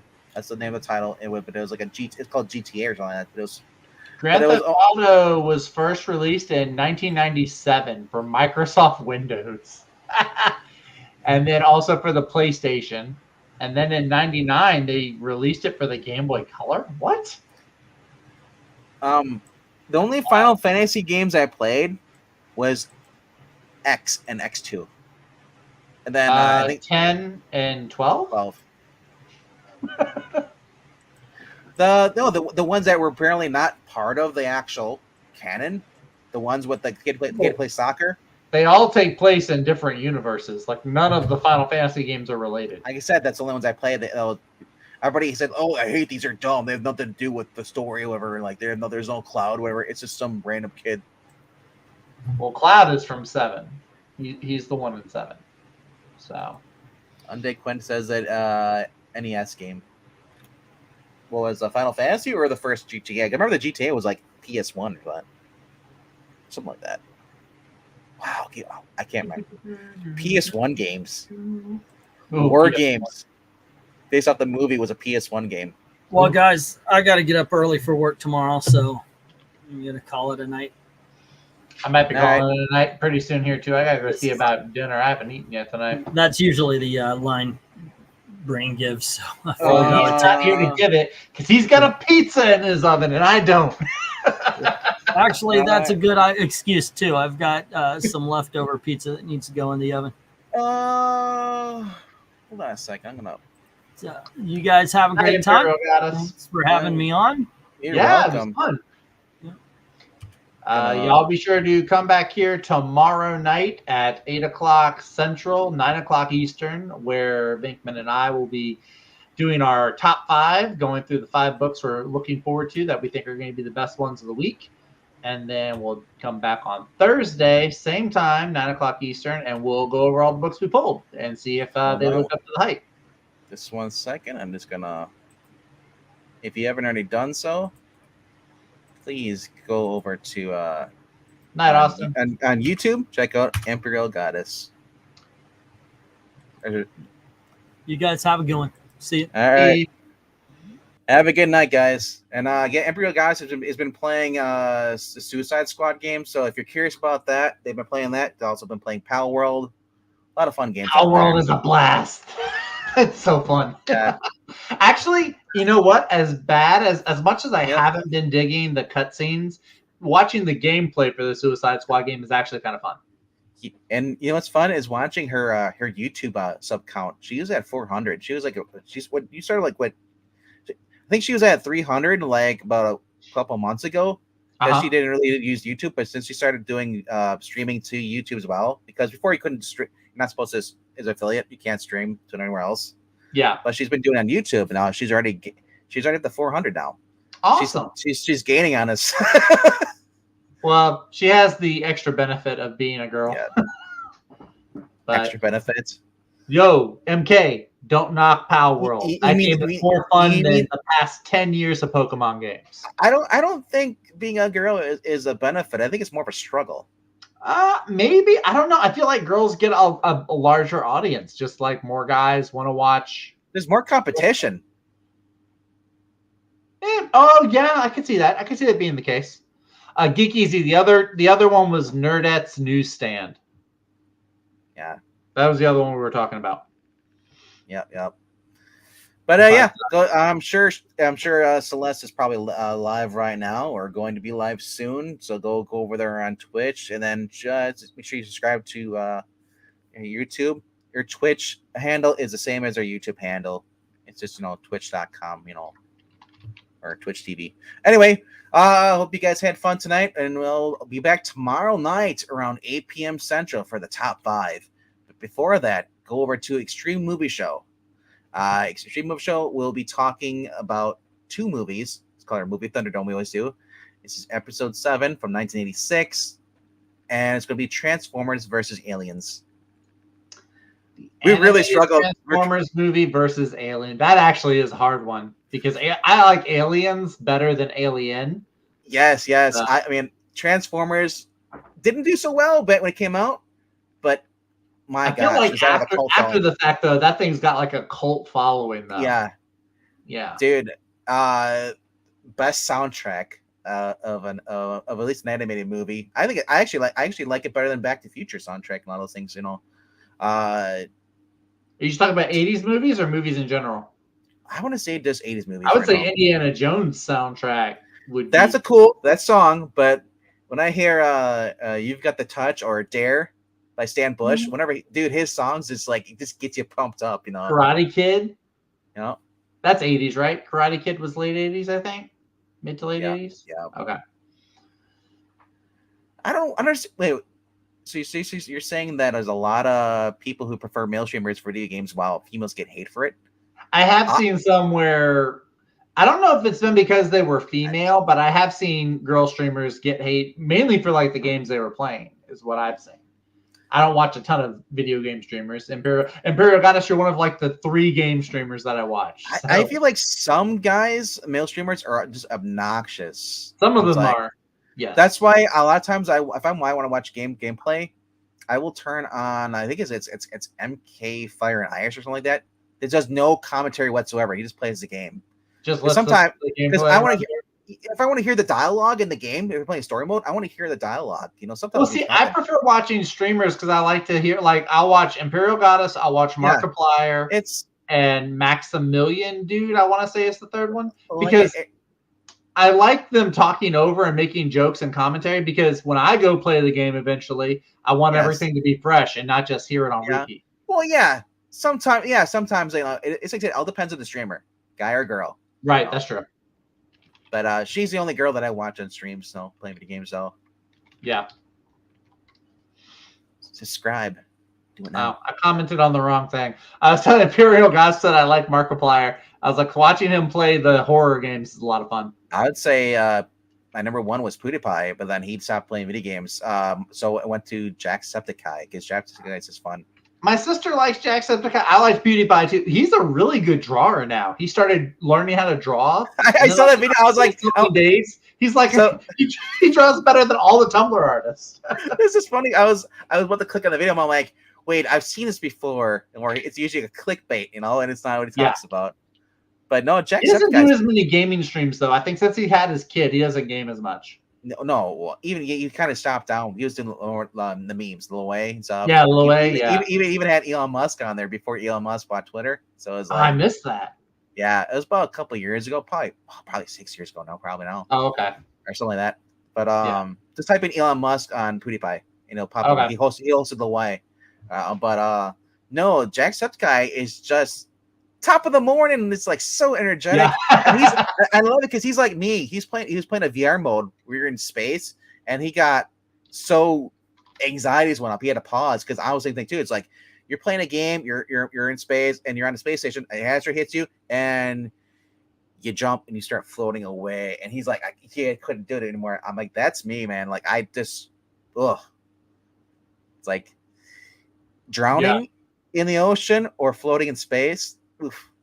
I don't like the ocean, or I don't like either of those ideas. Honestly, I don't even care about the sharks. It's just being in a submersible, and then you start sinking. No, see, sharks actually, the shark. Well, yes, but you could take away all the things that want to kill you, and just have the ocean itself, water, like any body of water. Which is weird because I like the ocean, like I like beaches and I like being on boats. I like beaches too. Falling into it, no. Markiplier Smasher Pass videos are hilarious. They are. I remember watching them. You remember Markiplier when he did the whole thing with YouTube Premium, YouTube Red? It was him and PewDiePie. It was on. He was doing it with PewDiePie on the YouTube Red before PewDiePie got canceled for basically dressing up as a Nazi, and people thought thought he actually was he got canceled. Yeah, of course he did. Yeah. So anyway, him and Markiplier it was called Scary PewDiePie, and Markiplier was on the episode with him too, and they're both trying to make it through this thing. Both people getting scared. Markiplier is funny, but Corey Kench is another one that my nephews and nieces used to watch. But dude, I like Jacksepticeye. He's a huge Spider-Man. He's like, Spider-Man's my boy. I love his accent. He's got a fun accent. I do like it. Yeah, it's his girlfriend's pretty cool too. I forgot what his girlfriend's name is, but she has her own channel, and sometimes they collab. Oh, okay. They just did a Christmas one. They did the car wash one, the pressure wash one. What was it? Pressure washer. I think it's House Flipper, or is it called Pressure Washer? So there's a game where you just pressure wash a house. Yeah. Yes. Celeste was playing that. And I was like, dude, I'll buy the DLC so you can play that game again. All the things to have a video game on, just pressure washing a house. There was one where she had to like flip the house and she had to shovel the snow. I'm like, there's no way she's never shoveled snow. She gets nowhere she lives. I was like, see, I know I it feels like, you just push a button and you shovel snow. It ain't that it. Yeah. But there's, like I said, there's so many games. It's just that you can play. Pressure washing game is very soothing, actually, just in there playing that game. Yeah. It can get a little boring sometimes, but it's a great stream to put on when you're laying down and you just kind of like it's a chill game. Yeah. Chill game. What was the other one? There's another game kind of like that, but I always love the House Flipper one because like that was like, it's like you're like, okay, you need to do this. It's like, okay, where do I put this? And it's like, basically want to put the. Sorry, this guy wants to watch me shovel snow all day long. In the real world, I want to see you actually shovel snow.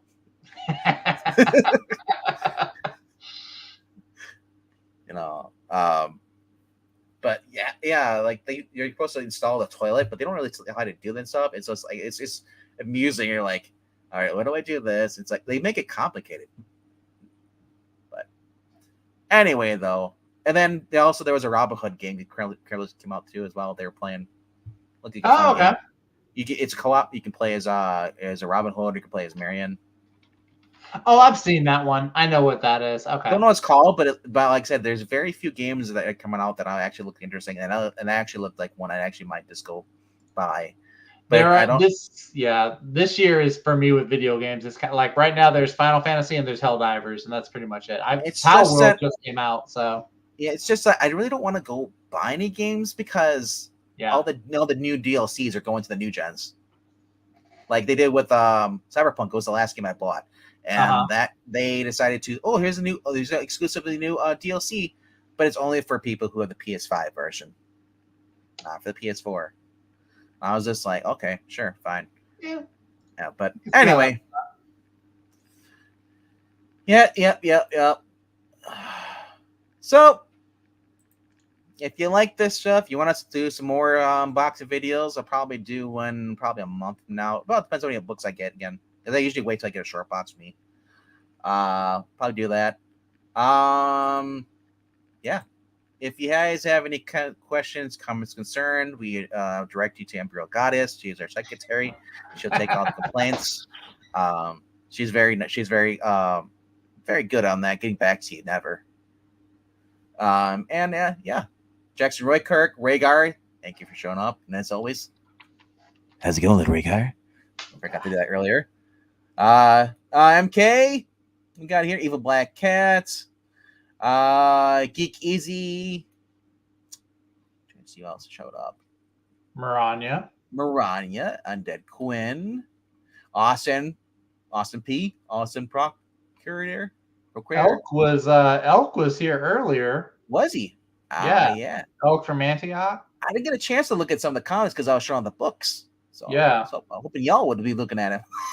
It's like I think that there was another person that showed up on Twitch too, maybe left a comment as well. Didn't know who they were, but they just said hi. And honestly, you don't have to say anything in the comment section. As long as you're enjoying, have a good time, hit that subscribe button, hit the follow button on Twitch. We are a YouTube predominantly based channel. We just reach out to Twitch, basically tell you, hey, come over to YouTube, because everybody has YouTube, and it's free for the follow. Although us, you don't have to subscribe or like that. You can or pay anything, But yeah, there's a 6-hour live stream of a bottle of Listerine and a cape called Captain Listerine. Did it have a lisp? Yeah. But anyway, 10 people are still watching this. Go home, doing, guys. Why are you guys still here? 3 hours. Over. Welcome to hour 3. God, no. Sorry. I gotta go eat. I know. And find out next time if Breen enjoyed his pizza. There you go. Good night, guys. Night, everybody.